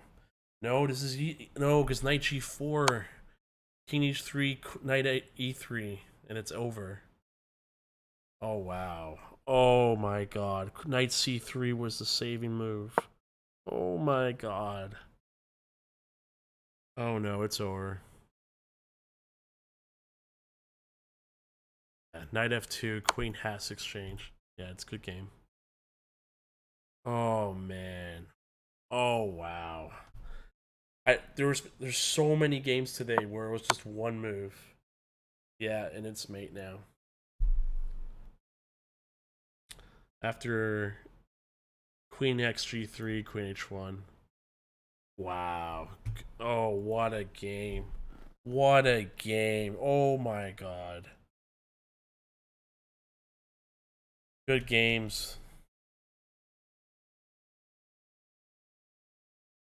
Sean had it for a while and near the end, and then got into a draw position, but then Queen X C3 was missed. Wow, that was tough. That's so tough. Again, the pressure of everything going on. I guarantee you, everyone is watching the games right now between both. Wow, what a game. What a game. White was one move away from just like basically setting up a drop. Again, this is so complicated. Like, it is so complicated, these positions. Again, nothing but respect for all the chess players that play at this level of competition. It is wow. Wow. Well, we do have that is the final round. That is the final game for today. We're gonna start tomorrow at 10 a.m. sharp. So I'll be on stream at 9:45. But we had quite a bit of upsets.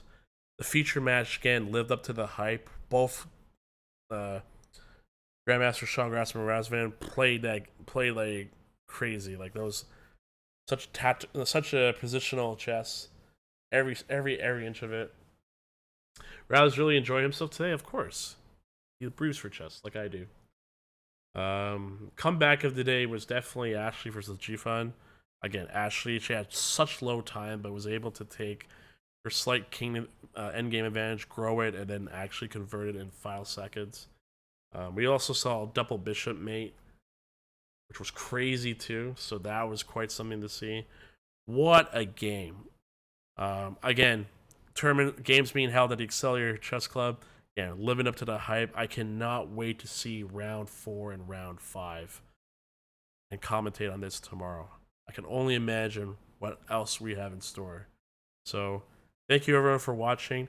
Again, follow Instagram, Excelsior Chess Club. Visit them for if you want to play in tournaments or get to know. There's gonna be more events that are coming out in the future every week, all the time. I'm sure this is not the last time I'll be doing some commentary for these tournaments. Again, I really enjoy it. Uh, I'm getting used to it too because long drawn out hours, like sitting like I'm used to it, but sort of not used to it. So I gotta like, you know, take my craft and sharpen a bit more. But again, I hope I'm providing some good commentary. You know, balance between like professionalism, but also like engagement. But wow, amazing games today by everybody, and I can't wait to see round 4 and 5. First thing in the morning tomorrow, I'll talk about all the different standings of all the different sections. I'm not going to do that here because they're not going to post it up on chess results right away. So there's no way for me to know who did what in under 18 and under 15. So we'll wait for the arbiters to update that tomorrow on chess results, and then I will talk about it there and see where is everyone at. So this is Vegereness. your official streaming partner for the Excelsior Chess Club. Again, crazy matches today. A lot of good content's coming up on YouTube within the next like 48 hours. And I will see you all tomorrow at 9:45 a.m. Eastern Time Zone. Okay. Good night, everybody. Take care. Have a good one.